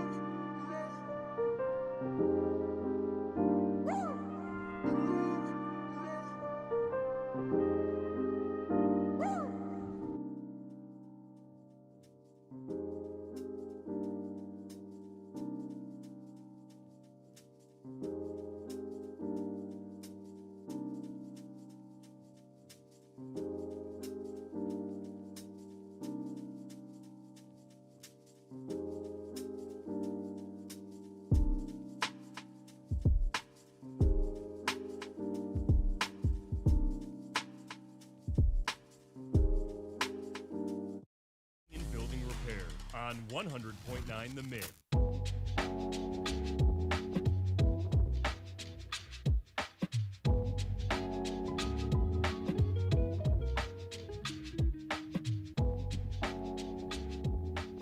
All right, welcome back in, everybody. We have our winners selected. We are waiting to hear back from them, so we will give it just a few moments here. As soon as we hear back from them, we will tell you who that person is.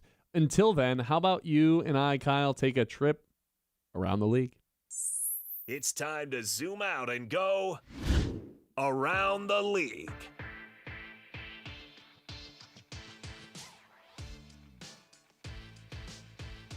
All right, Kyle, here's what we've been doing the last couple of days. It's this notorious list, 100 things to know, 100 days out. I think at this point we're 98 days out. We have done best bets. We have done 10 bold predictions. What do you want to do this time? I will start saying categories. You let me know. We got position battles. We got off-season nuggets. We've got underrated rookies. We've got 5 second-year jump guys, fantasy sleepers. We've got most improved teams, 5 least improved teams, 5 must-watch games, 5 stats to know, 4 players returning from injury, 6 more things, and that's the list. 6 more things? Yeah, they were at 94, and they were like, we need 6 more. Let's do the, what was it, 5 improved teams, 5 declining teams? 5 teams that didn't improve, yeah. Let's go over both of those. Okay. The 5 most improved teams, the Dallas Cowboys, who went 7-9-1 last season, and still were one of the hottest offenses we had in football. I'm totally with this. The more we're still so early into the offseason, I am a little bit thinking Cowboys end up winning this division. Just regression. Winning the division, yeah. really? Regression from the Eagles. No more A.J. Brown. Not that mattered all that much last year. But Dallas averaged 26.5 points per game last season. Like, that was up there as one of the best in the league. In a league where offenses continue to decline for 3 years in a row, Dallas has continued to be able to score points. Now, they just need to bring some sort of defensive stability to the table. And I feel like they'll be able to do that with Quinnen Williams and Rashawn Gary. Now they've got Caleb Downs in there as well. They've got a new defensive coordinator who brings a lot of the Vic Fangio stuff. Just don't give up a massive amount of points. So I do think that the Caleb Downs thing and then a little bit more consistency is going to bring some stability to this Cowboys team this year. I think so, too. It also does feel like we are due for a different team to win the NFC East. Obviously, the thing for the longest time ever was that this team or this division didn't have back-to-back winners in like 20 years, and the Eagles have won it back-to-back years. Are we really going to get 3 in a row from Philly? No. I don't think so. Unless the Commanders have a big bump or John's Giants. No. Nope. Okay. But they do make this list at 4-13 last year. We'll see what happens with Malik Neighbors. We'll see what happens with Scadaboo. New head coach. A whole slew of new receivers is quite bizarre. I think I've made my stance clear on this. I don't see it with them. I think signing Odell Beckham Jr. and Juju Smith-Schuster is a sign of weakness rather than a sign of strength. I do not think they are one of the most 5 improved teams this year. Now, if you want to tell me they're better simply because they're adding Malik Neighbors back and they have John Harbaugh, sure, I can believe that. I still don't think that's enough to be one of the most improved teams in football throughout the entire course of the season. It feels like everyone's favorite pick as well. Yeah. Which is probably the issue. Which, hey, everyone's favorite pick last year was the Patriots. Sure.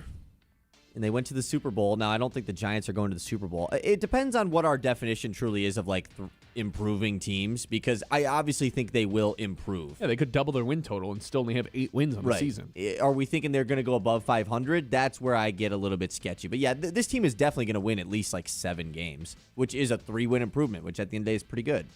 Bengals, 6-11 last year. Obviously, now you're hoping for a healthy Joe Burrow, healthy Jamar Chase, healthy T. Higgins. Somewhat difficult to do when your offensive line is as bad as it is. There's a team that traded for Dexter Lawrence. That's their big offseason addition, and it's probably why they're the most, why they're an improved. They signed Boy Mafe, the defensive end. Jonathan Allen is now with this Bengals team as well. They used their second-round pick to sign Cassius Howell, the edge rusher. So, look, there's reasons. Dexter Lawrence, that is not just some addition to gloss over. This is one of the better defensive tackles in the NFL. It's sexy Dexy. But at the end of the day, what have they done to address their offensive line? Absolutely nothing. Will they be better than 6 wins? Man, I sure hope so. But the Bengals, for me, are just not a team I'm willing to bet on and believe in as long as that ownership is still existing, because it's one of the worst ownership groups we have in all of sports. It feels like they are just never going to make the right decisions as to how to stabilize this franchise. They didn't have a first-round pick this year, man. Yeah, but they traded it for sexy Dexy. Yeah, which is probably better than any first-round pick you can get. If they're trying to win it, like, I still think it was like whoa, that's a kind of a crazy trade. Like, it not only was it trading a first-round pick, it was, what, the 10th pick or the 12th pick? Yeah. Like, ooh, it feels like a high price to pay. But whatever. I mean, I don't necessarily hate it. Joe Burrow is also, at least in the last 5 years of his career, followed the Dak Prescott path of every other year I'm healthy. And last year he only played in 8 games. The year before that he played in all 17. So I think this is my number one. Like, this is one that people are going to be weary of because they've fooled us before. It felt like last year was like, oh, the Bengals will bounce back this year. I'm thinking that this year they actually will. I think this is a double-digit win team this year. And they were 6 wins last year. So now, are they going to do anything in the playoffs? Or are they going to, like, win their division? I don't want to go that far. But yeah, I think this is a double-digit win team this year. The New Orleans Saints, 6 wins last year. They ended the season really hot there at the end. They add Jordan Tyson.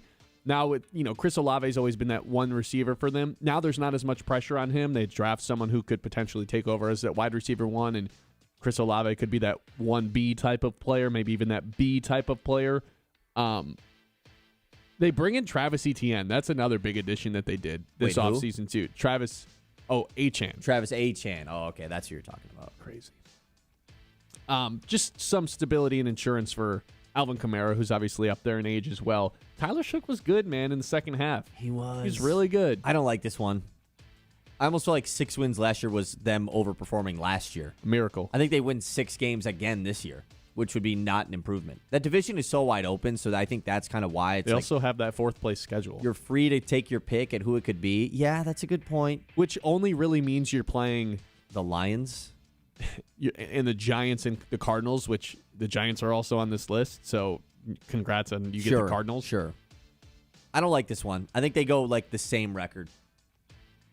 And all of a sudden it's like, oh man, we thought Tyler Shook was the guy, but it turns out he's not. So Kamara's still there. Likely. Kamara's still, he didn't retire or anything? No. They just have him and Travis? Yeah.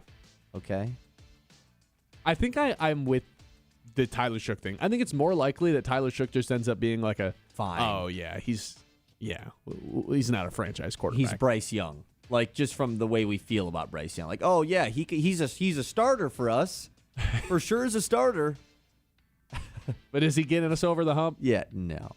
Is he leading us into battle? But I do have Tyler Shook in a fantasy league, so I think if I was running an NFL team, I would just simply say my quarterback has to be he has to be someone that I think can lead charge into battle. I don't know if there's a certain size requirement. What does for that even mean? Like Bryce Young, he's just like not. Oh, you're talking like from a legit size standpoint. Yes. I thought you were just saying my quarterback has to be good. No, someone who like could lead us into battle on a battlefield. And Bryce Young's just not that guy to me. He's 5'9". It's just a really tough pill to swallow for a quarterback.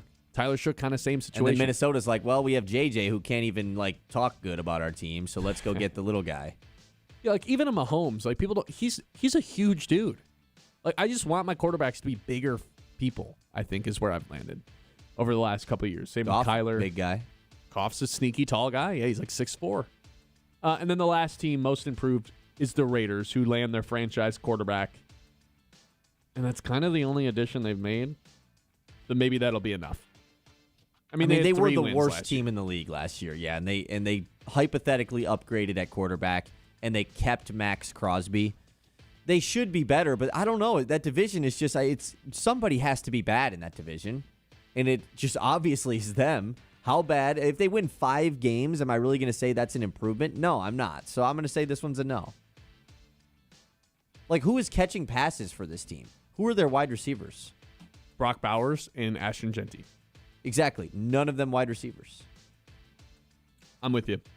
All right, we'll save the least improved teams for maybe tomorrow. That is Around the League. As always, Around the League is tradition we have at about 10:30. Hey, we're still waiting to hear back from our Big Win Wednesday winner, so we reached out to that person. Check your phone. Make sure you have not been contacted. We need a whole list of things to hook you up with that $1,300 giveaway for the NASCAR event happening in Michigan, Jackson this weekend. Big Win Wednesday is always presented by Garber Chevrolet. I'll be honest, though, I don't really know anything about technology. That's why I trust Link Technology in Midland. They handle all the complicated stuff, IT support, cybersecurity, cloud solutions, networking, so you don't have to stress about it. Whatever your business needs, their team knows exactly what to do and to make it easy to understand along the way. Link Technology, the experts who keep your business running smoothly so you can focus on what you do best. The Ben Bosscher Show, built by Bresky Siding.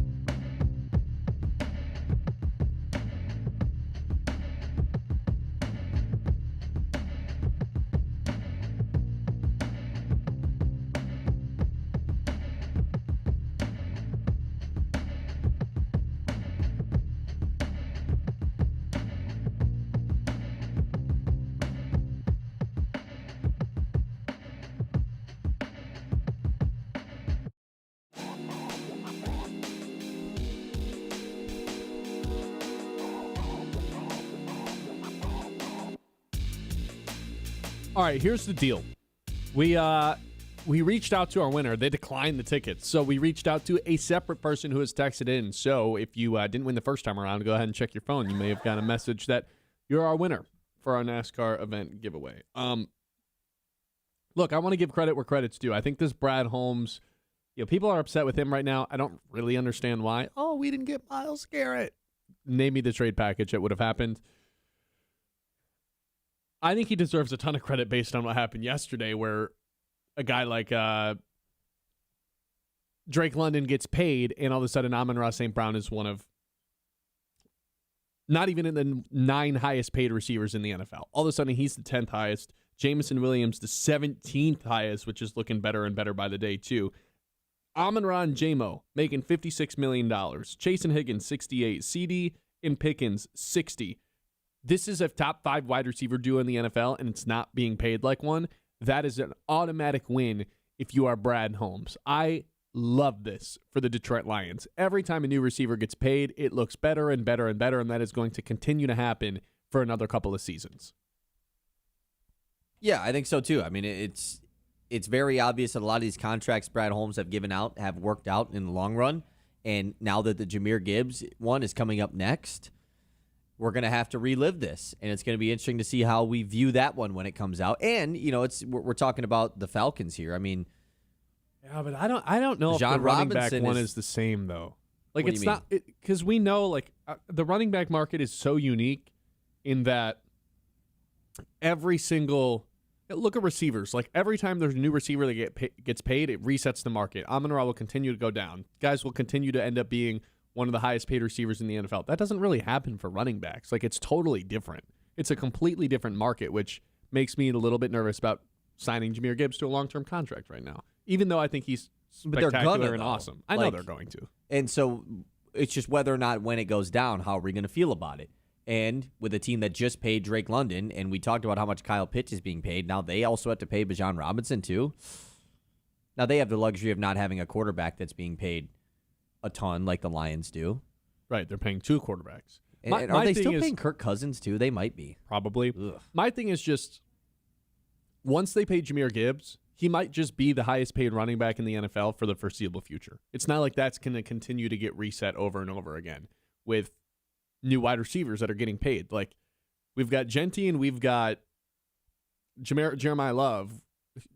Who else is even in contention other than Gibbs and Bijan, whoever ends up actually being the highest paid receiver or running back. There's not really any other guys that are even in contention to take that away from them right now. So they might just end up being the highest paid guys for a while. That's my whole thing. Good point. Yeah, whereas like every other position, it feels like we're getting a new highest paid X. Yeah, every offseason. Mm-hmm. Yeah, who would be the guy to take it from them? I mean, because right now Saquon is the highest paid running back, right? It's different based on AAV versus total money versus guaranteed money. It's all different. I think there's a different running back for each set of those things, where I think whoever ends up being this highest paid running back probably just sweeps the category, right? Considering Jahmyr Gibbs' age, Bijan Robinson age. Yeah, like technically coming into this year, Ashton Genty is the highest paid running back, and now it's going to be Jeremiah Love. Right. In terms of most guaranteed money. Right. Yeah, that's just bonkers. Total money, yeah. But base salary, Jonathan Taylor is actually the highest paid running back. Yeah, it's really all over the place. Yeah, that's why the running back market's so weird. But guess who's second? Josh Jacobs, who is in jail? No, he was actually at Packers camp. Bad guy, bunch of bad guys over there, man. I don't know. At camp? I don't know, because this league is a joke, Guy man. got hit with 6 felonies. Is it really 6? Yeah. You know what the Lions did when there was one sniff of a bad guy on the team? They cut him immediately in Cam Sutton.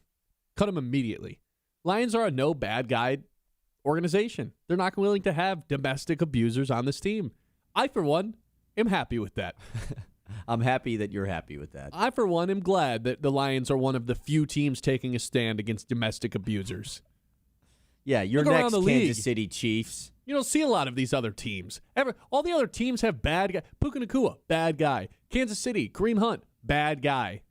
Josh Jacobs, bad guy. Yeah, Rashee Rice, bad guy. Brandon Ayuk, bad guy. All these teams have horrible people on them. Lions had one sniff of a horrible dude, and they cut him. I, for one, am glad with that. I'm glad to support the Detroit Lions. Good for you. All right. Hopefully we get our winner contacted here shortly because we got our guy RB in the YouTube chat said his wife won. Jessica. Jessica is our winner today. Jessica, thank you for texting in. You are our winner for our NASCAR package. Again, this is one of the biggest giveaways we've had. It's for this weekend's Experience Jackson NASCAR event weekend prize pack that includes a pair of tickets for the 2 races plus an overnight stay Saturday, June 6th at 2 at-home 2 suites. Total value of about $1,300. Tickets to Saturday's race, tickets to Sunday's race. Race starts at 3 p.m. down in Brooklyn, Michigan at Michigan International Speedway. What a great giveaway that we were able to do. This is awesome. So congratulations to Jessica for winning this one. This is one of our biggest in terms of total value, dollar value. This is one of our biggest giveaways yet. So thanks to our friends over at Garber Chevrolet, and thanks to all of our loyal listeners who were willing to text in to try to win that. I can't believe someone turned that down. We had a winner and they said, "I'm good. I don't want it anymore." That doesn't make any sense to me, man. They turned it down, man. I turned it down. All right. That's going to do it for the 10 o'clock hour. We'll be back with the 11 o'clock hour momentarily. This is the Ben Bosscher Show live here on 100.9 The Minute. Tell you what, Wednesday, what'll get you through the week? It's a little Pizza Baker. Stop downtown Midland for Pizza Baker for lunch. It's the perfect amount of pizza. Won't slow you down the rest of the day, but it'll certainly fill you up. It's got that wood fire taste that you just can't get anywhere else. That is Pizza Baker, downtown Midland. Tell them 100.9 The Mitt sent you. The Ben Bosscher Show, built by Bresky.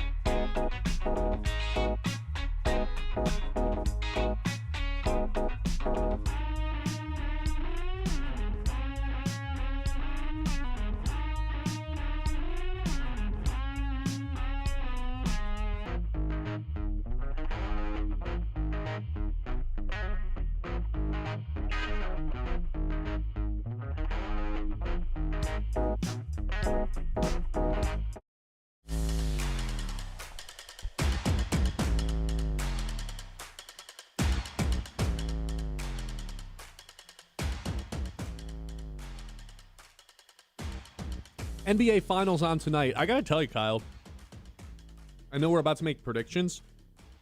My number one prediction for this Finals is that this will be the highest rated NBA Finals we've had since LeBron and the Warriors from 2015 to 2018.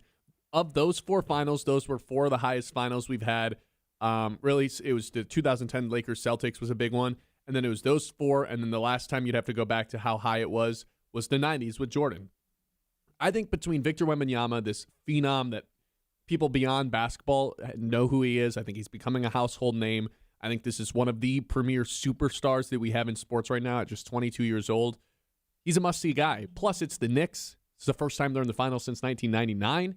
I do think that this finals, if we're making predictions, my number one prediction is that this will be the highest rated NBA finals since the Golden State Cavaliers era 4 years in a row.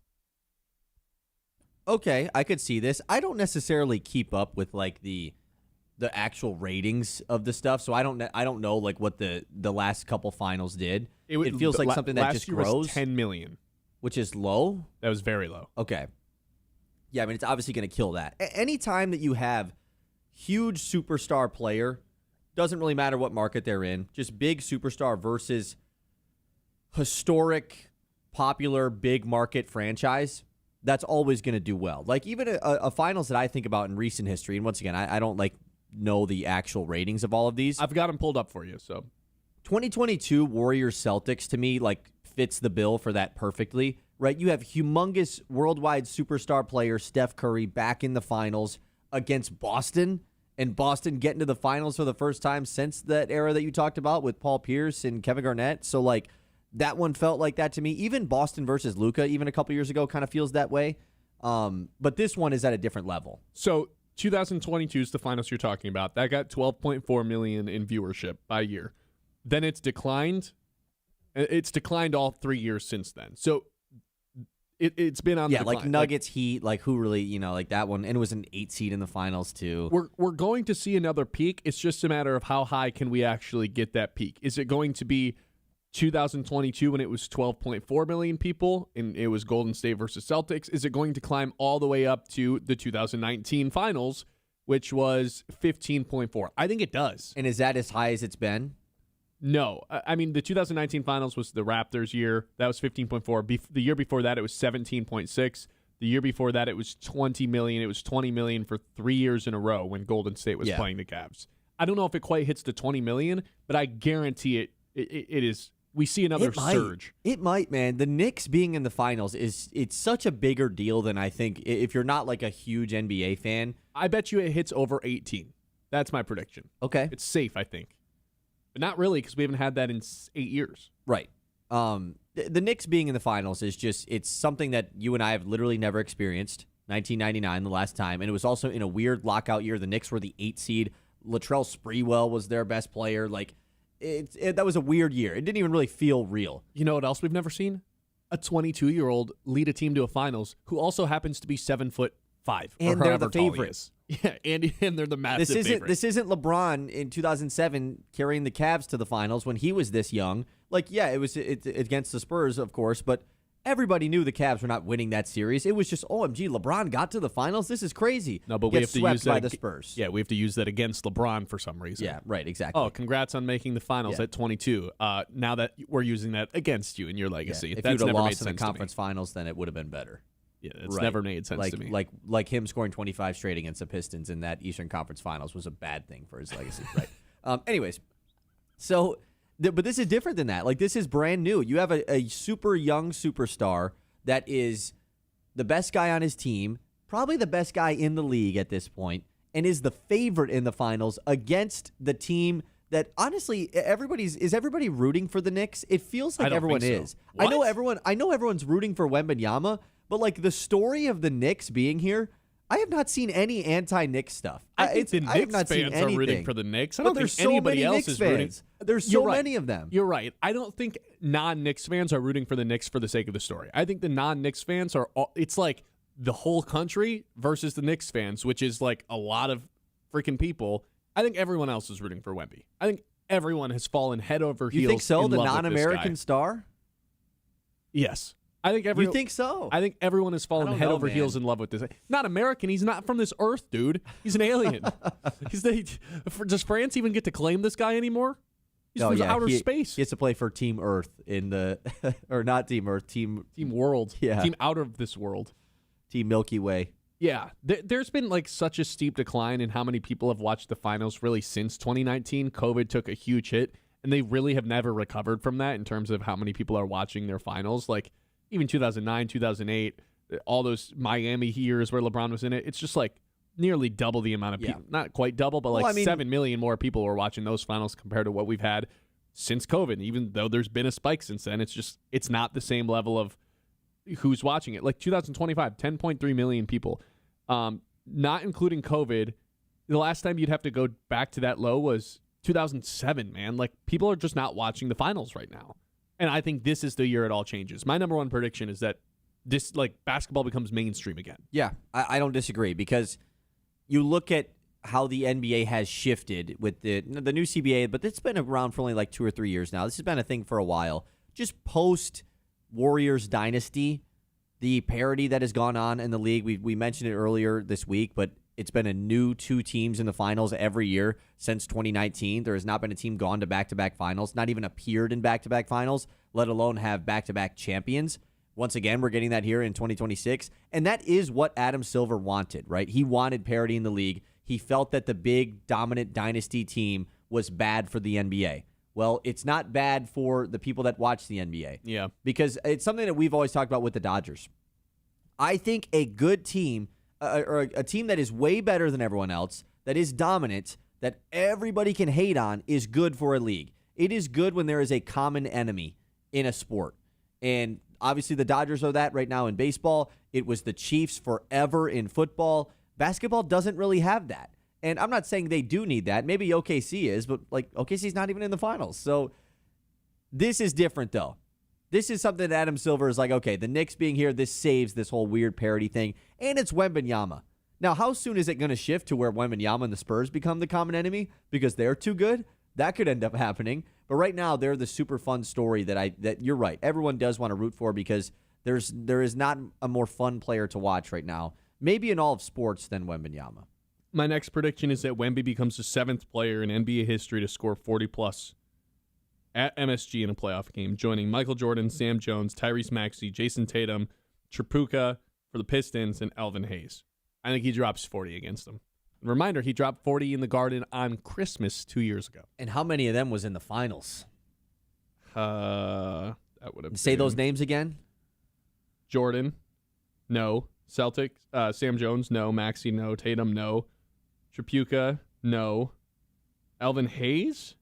No. No. He'd be the first the player Knicks ever. Played the Lakers in that finals that the last time they won, 73. Yeah, so nobody's ever Believe it was dropped Knicks, 40 Lakers in MSG. I in the think finals. Wemby's the first guy to do it. That seems aggressive. 40? Really? Did he score 40 against the OKC at all? I feel like he did. Really? I thought he didn't. No, you're right. I don't think he did, actually. 40's a lot in the finals, man. Giannis obviously did it a couple years ago with the 50 ball. Yeah, with the closeout game. Yeah.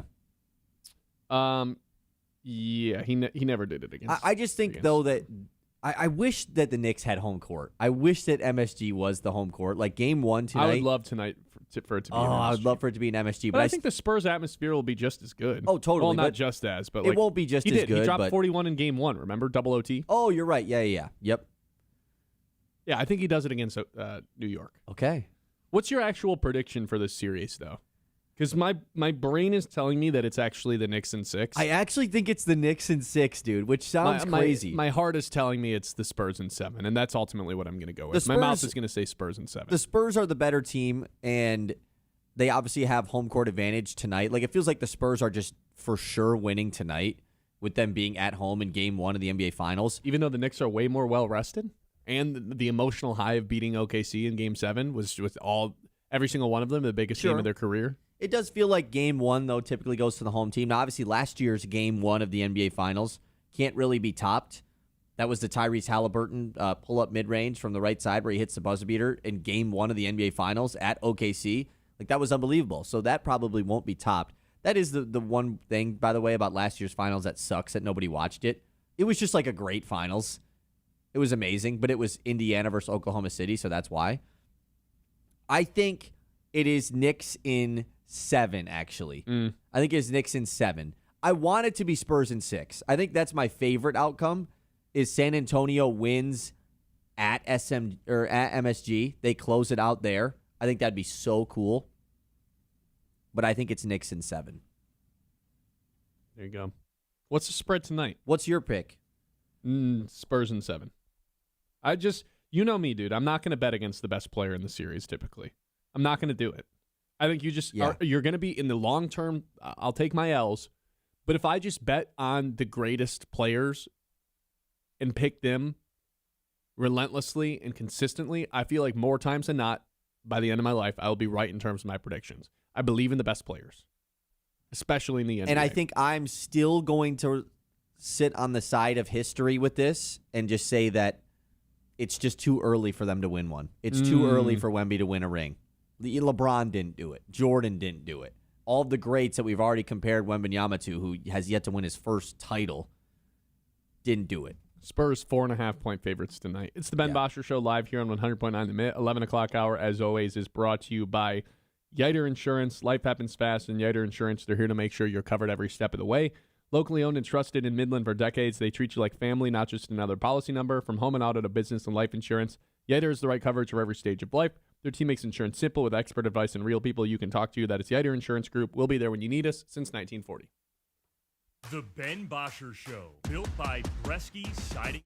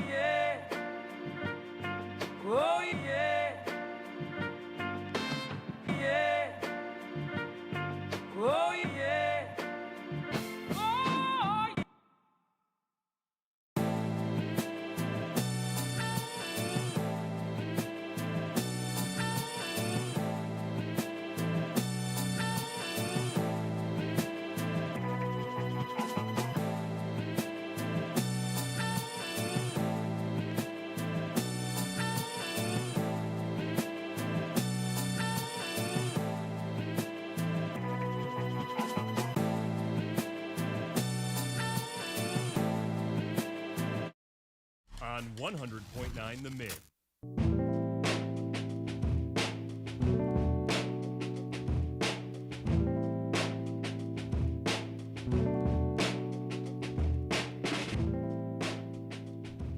So the Tigers, I mean, they've got a very important month ahead of them. They really do. Over the next month, they're going to have to figure out, I know the trade deadline's not until August, but they really have a month to decide whether or not they are really going to seriously consider trading Tarek Skubal. And obviously right now, if this keeps up, they're going to. And if that's the case, Chris Ilitch, man, you've got a big decision to make. It's not whether or not you're trading Tarek Skubal. It's whether or not you're letting Scott Harris be the person that's in charge of trading Tarek Skubal. And I would say that should not happen based on all the Scott Harris slander that has been written by the beat reporters saying, hey, fumbled the trade deadline in 2024, had 120 cents on the dollar offer for Jack Flaherty, ended up being 70 cents on the dollar because he continued to ask for more. Teams got, started going in different directions. He had to end up selling for much less than he was offered at the 11th hour and 59th minute of the deadline in 2024. Obviously, 2025 deadline. It's reported that GMs just get frustrated talking to this guy because he asks for a player, and then it's like, well, can we have this prospect? And he's like, oh, no, not even close. And then we have Ken Rosenthal earlier this week writing about how it would be just as entertaining to hear other GMs squabble about Scott Harris and how awful of a person he is to negotiate with. And if that's the case, that's everything I need to know about Scott Harris and whether or not he should be in charge of the biggest decision in Tigers franchise history that's going to dictate how the next decade of this team goes. I do not need this person in charge that cannot be trusted to execute the trade deadline in a matter of efficiency at this point in his career. So it's all on Chris Ilitch to go find somebody else to do it. And if the Tiger season continues to go downhill, in July, you're able to pull the plug and boom, Raiders of the Lost Ark, swap in the vase. I've never seen the movie. Swap in the GM, swap in the president, and all of a sudden you've got someone who's willing to execute the Tarek Skubal trade more so than because if Scott Harris is going to be fired at the end of the season anyway, and he's a lame duck, he can't be allowed to make the Tarek Skubal trade. That just can't happen. You're going to have to give him way more time to let the prospects come through. I don't think any of us want that. So I would say, Chris Ilitch, this is an important month for you because you better have a backup plan for Scott Harris if the season continues to go downhill. Yeah, and Chris Ilitch is the guy who clearly hasn't shown a ton of interest in things involved with the day-to-day operations of the Tigers, which is frustrating. And so the fact that he has to be the one to make this big-time decision, that hiring someone that's going to make an even bigger decision in Tarek Skubal, it's very scary as a fan of this team and just thinking about what could be the future of this team versus what we saw after the Justin Verlander trade years and years ago and the following 9-10 seasons behind that. So not only do you not trust Scott Harris to make the trade, but it's the fact that if he does make the trade, then he's got to stick around. And that's even worse than thinking about him making the trade itself, because we talked about this earlier. You can't really think of a Scott Harris trade that he won. Has he made good signings in free agency? Yes, I will give him that. He has drafted some prospects that we feel good about. We obviously have only seen Kevin McGonigal, but I think even if just Kevin McGonigal hits, it's probably still a thumbs up for Scott Harris based off of the ceiling of a guy like McGonigal. Yeah, thanks for McGonigal, but I don't really want him in charge of the Skubal decision. He's made some good signings, but the trades, and Rosenthal reported on it yesterday. He's a difficult guy to work with, which of course you're not just going to fold over for these other GMs in trade talks, but it was backed up, like you said, in the Jack Flaherty deal. You got to be willing to go to the table, dude. Especially in a deal like this that involves Tarek Skubal, that involves the future of your franchise. And you have to get at least one cornerstone franchise player prospect that you hope can turn into that in a Tarek Skubal trade. And you don't really trust that guy to make that trade because he has failed in his trades as his time with the Tigers. And then on top of it, if you do let him stay and make that trade, he's doing it in an attempt to save his job, which means he probably is getting more ready now players than not, right? And he has to stick around for multiple more seasons, which nobody wants. We all know that he's not the future GM of the Tigers. If anything has shown us what this current window for Detroit is that it's closed. They went to the playoffs back-to-back years. They won a playoff series. This year was supposed to be the all-in year. It has failed. The window has closed. And so that means the window of Scott Harris has also closed. So he can't be the guy in charge of opening the next window because that is the post-Tarek Skubal era, and that needs to be controlled by whoever is going to be in control over that entire era. I'm with you. And I think this is more on Chris Ilitch than anybody to go find who that person is. And before he asks me, hey, who do you want, like, who's your replacement for Scott Harris? I don't know. I don't know right now. That's above my pay grade. That's on Chris Ilitch to figure out who he trusts to go handle the Scott Harris thing. Because if I'm Chris Ilitch and I'm reading that Ken Rosenthal's reporting that, yeah, these other GMs like think it's impossible to trade with Scott Harris because he overvalues everybody. I'm sitting there like, oh my God, this guy's going to ruin my baseball team with this decision that's coming. Because we already had this baseball team get ruined by trading a franchise pitcher 10 years ago. And look what happened. It ruined the next decade for the Detroit Pistons, or for the Detroit Tigers. It ruined the next decade. It became unwatchable because you got nothing in return for Justin Verlander. That can't happen again. You have to be able to spark yourself forward rather than set yourself back with this Tarek Skubal trade. Because you have a chance to do that. As much as we all never wanted Tarek Skubal to leave, you can get great prospects in return that can help spark something else for the Tigers and help build towards the future. Right? It doesn't have to be doom and gloom the way that it was with Justin Verlander, but it will be doom and gloom, I think, if you let Scott Harris do this. There's absolutely a world where they do make this Tarek Skubal trade, and they're right back to like being a contender next season. There 100% is a world for that, but they have to get the right guy to do that. And I know this sounds like a Chris Ilitch dump fest, but there's also the opportunity for Chris Ilitch to like really win everyone back. And right now, he's on our good graces with how they're spending. They're in the top 10 in payroll, guys. Like, he should be in our good graces. Yeah. The way he never gets back into our good graces is letting Scott Harris do this and then him fumbling the bag at the trade deadline the same way that it was fumbled in 2017 when they traded Verlander. That's how you have your fan base hate you for the rest of existence, for your rest of the time owning this team. You get rid of Scott Harris, you find somebody else who can do it, just back into our good graces, just like that. Just like that. It's that simple. Now, there's also a world where they just start winning again, and then I don't Like really they're know doing what right to now. do. Yeah, I don't really know what Yeah, happens if they just have an awesome month and are 4 games out of the wild card, 6 games out from the division by the end of this month. I It's such a have tough no spot. idea what to do. Because obviously we're not going to sit here and root for the team that we are fans of and that we talk about every single day to lose games. We're not going to do that. No. I mean, in May, it was terrible. That was the worst product ever to watch. These last 2 games against Tampa have been pretty fun to see the bats let loose. And Jack Flaherty had a good game, and the bullpen did. Like, it's fun to watch that. But at the end of the day, what is best for this franchise? Them sneaking into the playoffs as a 500 team and then losing Tarek Skubal to the offseason for nothing? Or trading Tarek Skubal in a month or 2? Like, we all know the answer to that.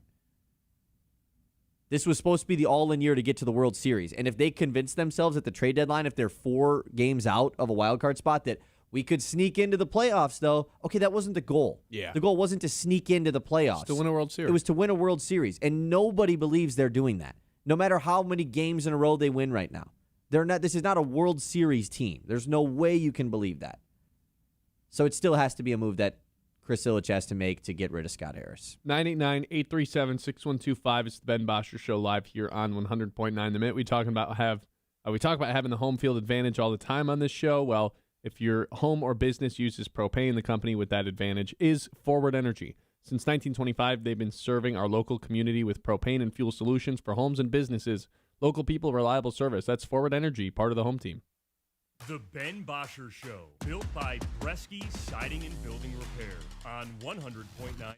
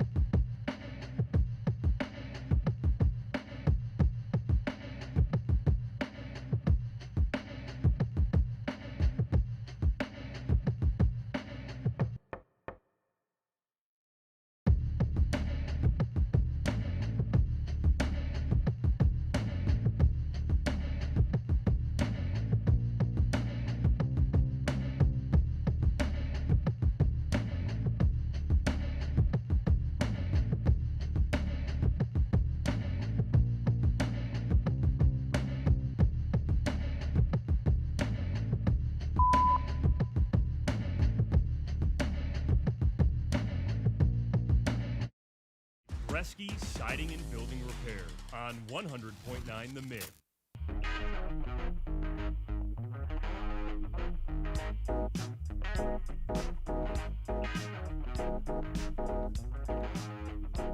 All right. Let's make sure we are very well in tap with everything that's going on. Kyle Sandel with the news. The Mets Morning Catch. Okay, we're getting a good amount of news during the show today.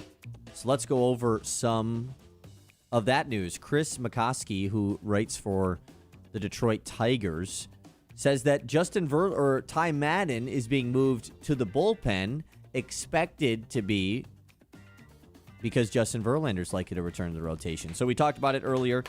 Justin Verlander went 5 innings in his rehab start with Toledo. Had a pretty good rehab start as well. 3 Ks, 4 hits, no walks, no runs allowed, 64 pitches, 48 of them for strikes. So was finding the strike zone a lot. So a really good rehab start and a good sign as well, which means no point in having a second rehab start if the first one went well. Likely to rejoin the team with Ty Madden headed back to the pen. You know those dinosaur guys that were here last week or 2 weeks ago or whenever that was at the ballpark? Yeah. I see a picture right now of Justin Verlander like being buddies with one of those guys. Oh, yeah. I saw that. That his last time he started for the Mud Hens in a rehab, it was on their dinosaur night or whatever. Oh. So now he's back in the line. Okay, I see. Nice, dude. Look, they obviously need him to pitch a lot better than he did in his debut with the Tigers. Not debut, but his return to the Tigers. That was out in Arizona. They're going to need that guy to never come back because that was a disaster start. But come on, man. How can we all not be a little bit excited about this? June, maybe just the Tigers' month. Riley Green, career stats in June are unreal. He's got the home run last night after having 7 hits plus runs plus RBI the night before. They've scored 18 runs already in June after scoring just 81 in May in total. Verlander's coming back. Glaber's back. Who knows, man? Maybe June's a good month for the Tigers. It could be. But the question's always been, like, are they going to be able to climb out of this hole? We knew they weren't going to be that bad all year. Right. It's a chance. Chance to continue it today with potentially a sweep. Have they swept a team yet this year? Oh, there's no way they had. Like, they had to have swept somebody early in the year. But now that I'm thinking about it, I can't really recall. I'm checking right now. Let me see. 1:10 today, they take on the Rays. Troy Melton is back on the mound. Yeah, they swept Miami. Oh, yeah, swept Miami and swept Kansas City. They went back-to-back sweeps against Miami and Kansas City. That's right, yeah. Oh, man, those were the good times of the Tigers season, man. It really was. Got up to 10-9. Calling those the good times is pretty funny. Today, though, chance to go for the sweep with Troy Melton on the mound. They also did announce their starters for this weekend in the ALDS rematch with Seattle at home. Framber Valdez on Friday, Kiter Montero Saturday, and then Jack Flaherty is getting bumped up to Sunday with the day off on Thursday. He is passing Ty Madden in the rotation. I'm assuming this is to just give, because Ty Madden currently occupies that spot. I'm guessing this is just to give Verlander, one more extra day. Hey, we'll bring you back the following series and you'll lead off the next series. But we'll see. Jack Flaherty, nonetheless, though, is getting moved up in the rotation after having one good game. I just can't believe he won a game. He finally did it, man. He finally has a win to his name. Only took him until June. Let's do some NFL news. First off, talking about A.J. Brown getting traded to the Patriots. There's been some quotes that have come out from the Eagles locker room, starting off with left tackle Jordan Mailata. He says, I think this is more of it sounds terrible, but thank God it's over. It was a slow pain of just, is he in, is he out? And there was several other quotes from Eagles players just saying yeah, kind of happy that this finally got done. So really, the fact that the Eagles still won the division last year with clearly this amount of turmoil going on in their team with A.J. Brown, kind of impressive. Yeah, I guess it is kind of impressive. I will say, dude, as much as the A.J. Brown stuff ended poorly in New England, in Philly, he's going to be nasty in New England. I know. He's exactly what they need. He's exactly what Drake May needs. I've already started to think, get the ball there. Is he a guy I got to get in fantasy this year? I think really he don't know. might be. I think he is too. For a redraft, yeah. That's a guy I'm all in on trying to go get. Try to get the stack of him and May. That could be the best stack in the league by the end of the year. May could be May probably will be a top 3 quarterback in the league for fantasy wise. A.J. Brown could very well easily be a 12 touchdown guy this year. He's going to be their number 1 threat at all times. I love that stack. Yeah, that has the potential to be really good. Another quote coming from Sean McVay, because I don't know if you saw this, but on the Pat McAfee show yesterday, I think it was yesterday, Pat McAfee texted Aaron Donald and said, yo, man, like, are you coming back to the league? And he said, I always stay ready, or something like that, which was kind of interesting. And then, please no. yeah, Sean McVay was asked about this, and he said, quote, Aaron's a guy that I stay really close in touch with, and I know the respect that he has for Myles Garrett. I talked to him about the opportunity to be able to bring him on board. If Aaron decides he wants to dust them off at the age of 35, I bet you he could still do it at a pretty high clip. Yeah, I bet you This he is could not too. good. This is not I know, good. dude. I know. I'm horrified. Do you think it'll be in camp and he'll play the whole year, or do you think it'll be like hey, it's the bye week and guess who's coming back? I bet he'd want to come back right away. I bet them Roger getting Goodell's Garrett got is to like, do something about this. This could be the best defensive line ever, man. Roger Goodell has to do something about this. Like, no, you're not allowed to have Myles Garrett and Aaron Donald on the same. And, oh, by the way, you have the MVP of the league, too, playing quarterback. Like, it would just be unbelievable if this went down. So we'll continue to monitor it, but this has gotten a lot of buzz. As an NFL fan, like, if I wasn't a fan of any team, I would so want this to happen. Are we sure that, like, the Rams? Yeah, I guess there's just, even if they didn't have his rights, there's no way he'd be going where else anywhere would he else. go? Yeah. Yeah, that I'm scared. Okay, other NFL news. Caleb Williams is on the Madden 27 cover. How excited are we about that? Ben, I know you love Caleb Williams. Well, if the Madden curse is real, that means Caleb and the Bears are due for a horrible season, and I'm down for Good that. point. I like him because I think he's going to be good. I don't like him in terms of, like, I mean, he's a rival, you know? Yeah, I don't like him at all. Oh. I don't think it's Because going he to paints take his nails. You're I don't against think that. no, it's not definitely not that. I don't think the Madden cover is going to be the reason that Caleb Williams has a bad year. I think he just is going to have a disappointing year without being on the Madden cover. Are Well, you going to? but now we get to say it's the Madden cover. You're going to get this Madden? I didn't. You're a Madden player, right? I love Madden. I don't think I got it last year. Actually, I take that back. I for sure got it last year. I don't know. I don't really game much anymore. But Madden, there'll always be like a month or two where I can really get into it. I just like playing online as the Lions. I don't have time to do like the MUT or the My Franchise anymore. I still play the NCAA game. I love that game, man. I'm going to get the next one for sure. I didn't get Madden the last couple of years. I don't really play it much anymore. We did announce yesterday the NCAA cover was announced as well. Dante Moore, Malachi Toney, and Kewan Lacey, the three guys on the cover of that game. Speaking of college football, I saw somebody earlier in the chat was asking us why we haven't talked about Brendan Sorsby that much.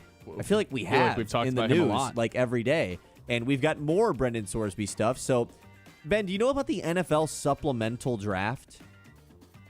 No, I don't. So this happens at the end of June every year, where players that have basically are in a bind with their college eligibility, like where they wouldn't be able to play this upcoming season, but it was too late for them to go into the draft in April. It's a chance for teams to forfeit a draft pick in the following draft to draft that player to join their team right away. There has not been a player picked in this supplemental draft since 2019. It doesn't happen very often. Chris Carter, by the way, the Hall of Famer, was a supplemental draft pick. Josh Gordon was a supplemental draft pick. So it does happen. It just hasn't happened in like 7 years. Well, Brendan Sorsby wants his court case or whatever, his ruling on if he's going to be eligible, to end prior to this supplemental draft, which happens on June 22nd. And he's going to go to it if so. And Todd Monken, the Cleveland Browns coach, was asked about, like, hey, man, if this guy's going to go to the supplemental draft, like, what about, is anybody going to draft him? And he just said, like, I think it's a slippery slope. I don't know if the NFL is even going to allow this guy to play just because of what's happened in college. But Sorsby and his team are trying to do everything they can to get him to play football this upcoming season. Brother, I think you got to think about something. I think you need some help. I think you need. He already did, man. He went to a rehab thing. I think you need to go join Puka Nakua in Hawaii for a little bit, dude. I don't think football should be on your mind at all. See, I think he should go all in. Go to the World Poker Tour, man. Like, go become the guy that gambled on sports while you played. Like, be him. Forget football. Do what Connor Stallions did. Just take this and run with the platform. That's what I'm saying, dude. Like, is Brendan Sorsby ever going to be some big NFL star? Now, he was the top quarterback in the transfer portal this offseason. So, like, maybe he would be, yes. But I don't know. I think he should just go with it. I think he should really embrace being that guy. Go be a poker. Yeah, go make a deal with FanDuel right now. Go be their number one spokesperson. Oh, that'd be so good. We'll do one more thing here in the news. By the way, Mitchell Robinson questionable tonight for Game 1 for the Knicks against the Spurs. But the last thing we wanted to do, he's questionable right now with that finger injury. Buccaneers' Chris Godwin said when he first found the news of Mike Evans' exit to the 49ers, he, quote, didn't believe it, and he thought it was AI. That's the world we've come to. He thought it was an AI post or something that Mike Evans went to the 49ers. It was real. If he thought that was AI, what do you think about the Myles Garrett deal? Good point. That's it for the news. Ben Bosscher Show live here on 100.9 The Minute. We've got 3 traditions to close things out. We will get to those when we come back. Your dream lawn, yes, Cervinsky sod can quite literally roll that out. Top quality sod that turns patchy yards into backyard showstoppers, and they've been doing it for over 50 years, which means they're experts. Whether you're redoing a rough spot or redoing your whole yard, Cervinsky delivers lush green perfection, fast, friendly, and farm fresh because your grass should be greener right now. Don't settle for a bland yard. Increase the value of your home and get the lawn your neighbors will envy with Cervinsky sod. The Ben Bosscher Show, built by Bresky Siding and Building Repair on 100.9.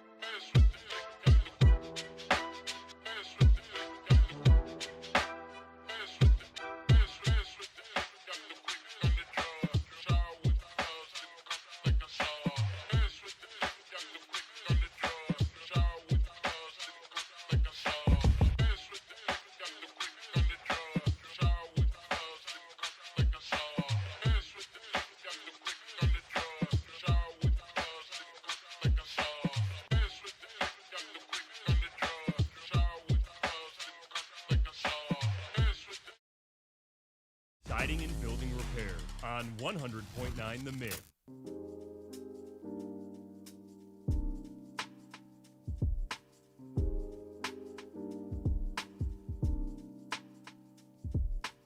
All right, we have three traditions to close out each and every show. The first of which is our lock of the day.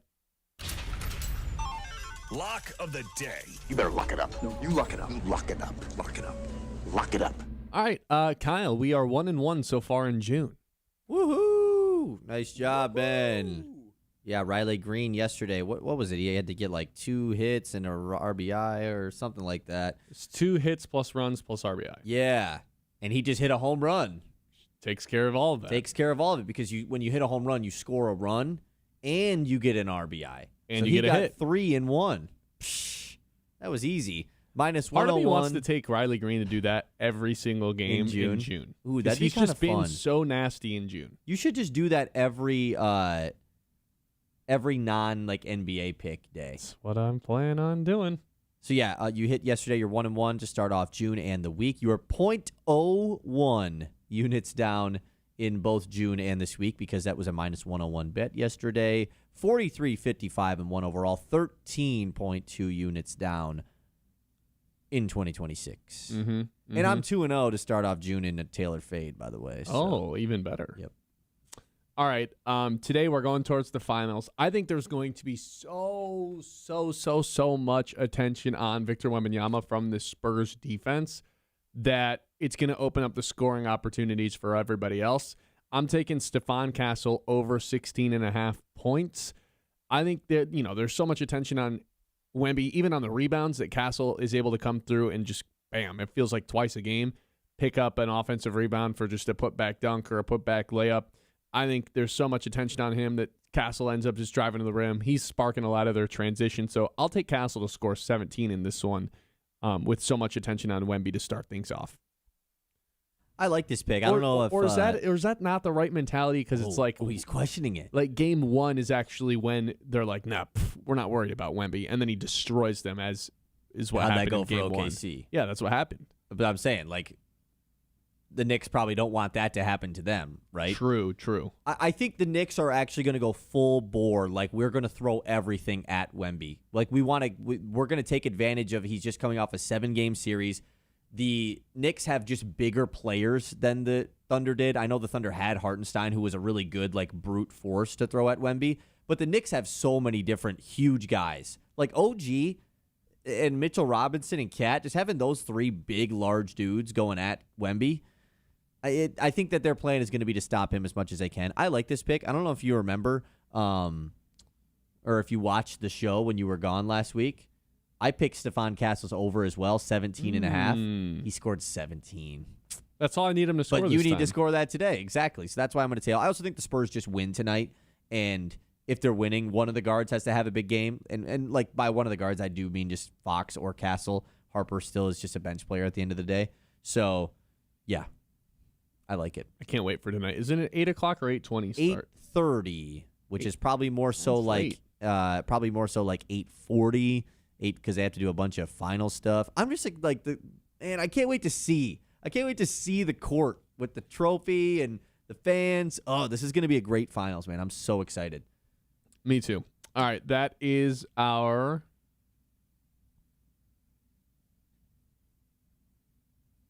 lock of the day. Lock of the day. You better lock it up. No, you lock it up. You lock it up. Lock it up. Lock it up. Hey, we just got a Tigers lineup for today. You want it? Yeah. It's in about hour 20 minutes. Gleyber Torres leading off. Kevin McGonigal. Dylan Dingler is the DH today, hitting in the 3-hole. Kerry Karp cleanup. Riley Green hitting 5th. We loved when he hits 5th. No, we don't. Spencer Torkelson at 1st, hitting 6th. Colt Keith at 3rd. Matt Vierling in center. Jake Rogers behind the dish. This is the best the lineup has looked all year long. Look at that lineup. With Jake Rogers in it? Okay, but like Dingler's still the DH though. Like Right. look at the first 7 guys here. Gleyber, McGonigal, Dingler, Carpenter, Riley Green, Spencer Torkelson, Colt Keith. These are big league bats. These are big leaguers. There's no How You Lee. There's no Zach Short. There's no Wenzel Perez. No Gage Workman. No Gage Workman. Look at this, dude. Oh, my God. Are We're the so Tigers back. back? They might be. I mean, this is the Tigers I used to think about. Not the ones with all those bozos in it. Okay. I still am anti-Riley Green ever in anything but a 1, 2, 3, 4 spot. I don't like when he's in the 5 hole. I don't really get it. I think Dingler and Green should probably just flip places here. Like, for me, I would rather I'd much rather have Riley Green in the 3-hole, Dylan Dingler in the 5. And you can keep Kerry in the cleanup spot. Or you can just flip Kerry Carpenter and Riley Green. Kerry in the 5, Riley Green in the 4 spot. I'm not really a big fan of Riley Green not being in the top 4 of the lineup. And probably never will be. So, there's that. Glaber's is he an everyday leadoff guy from this point on? Or is it a combination of him and McGonigal? I think it's probably that. Yeah, I mean, but it is against a righty today. Maybe they are kind of going Gleyber lead. I mean, he hit a home run yesterday. Why not just rock with it again? Yeah, it'd probably a combo of him and Kevin. All right. Next tradition we have is our game of the day. Game of the day.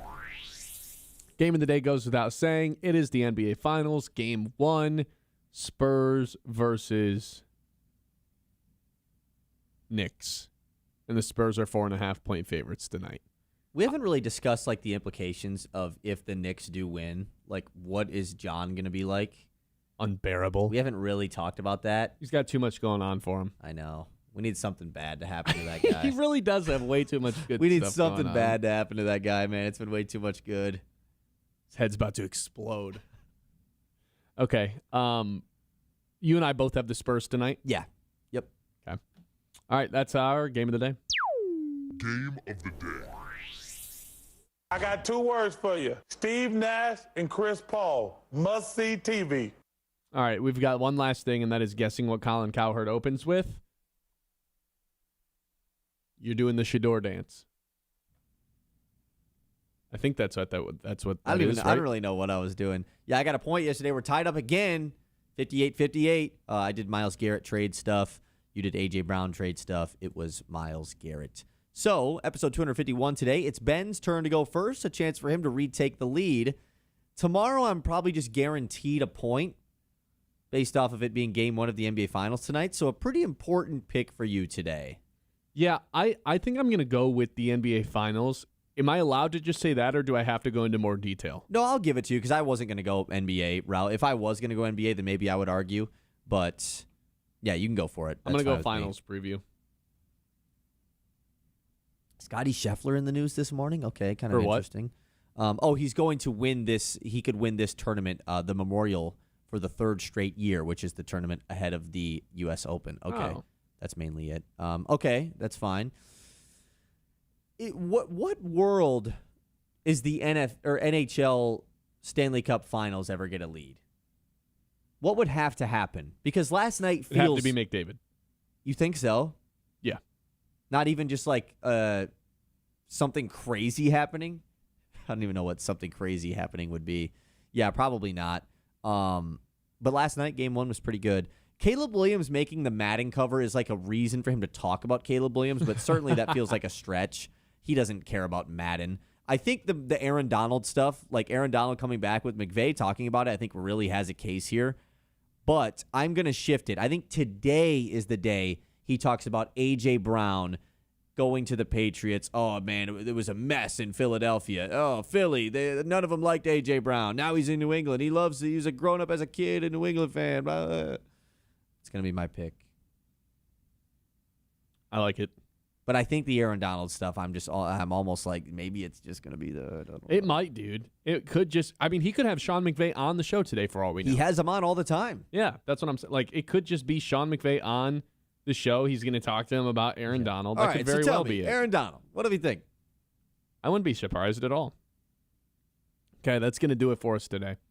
Appreciate everybody tuning in today. Like and subscribe on YouTube if you have not already so that you can stay up to date on all of our latest when we go live at 9 a.m. pretty much so you can get notified. We've got Facebook, Instagram, TikTok. Instagram, TikTok, exclusive video content. Facebook is where you'll stay up to date on all the latest news, stats, stories, headlines. You won't miss a thing. Appreciate everybody for listening today. We will be back tomorrow for a nice Thursday show here on The Mitt. The Ben Bosscher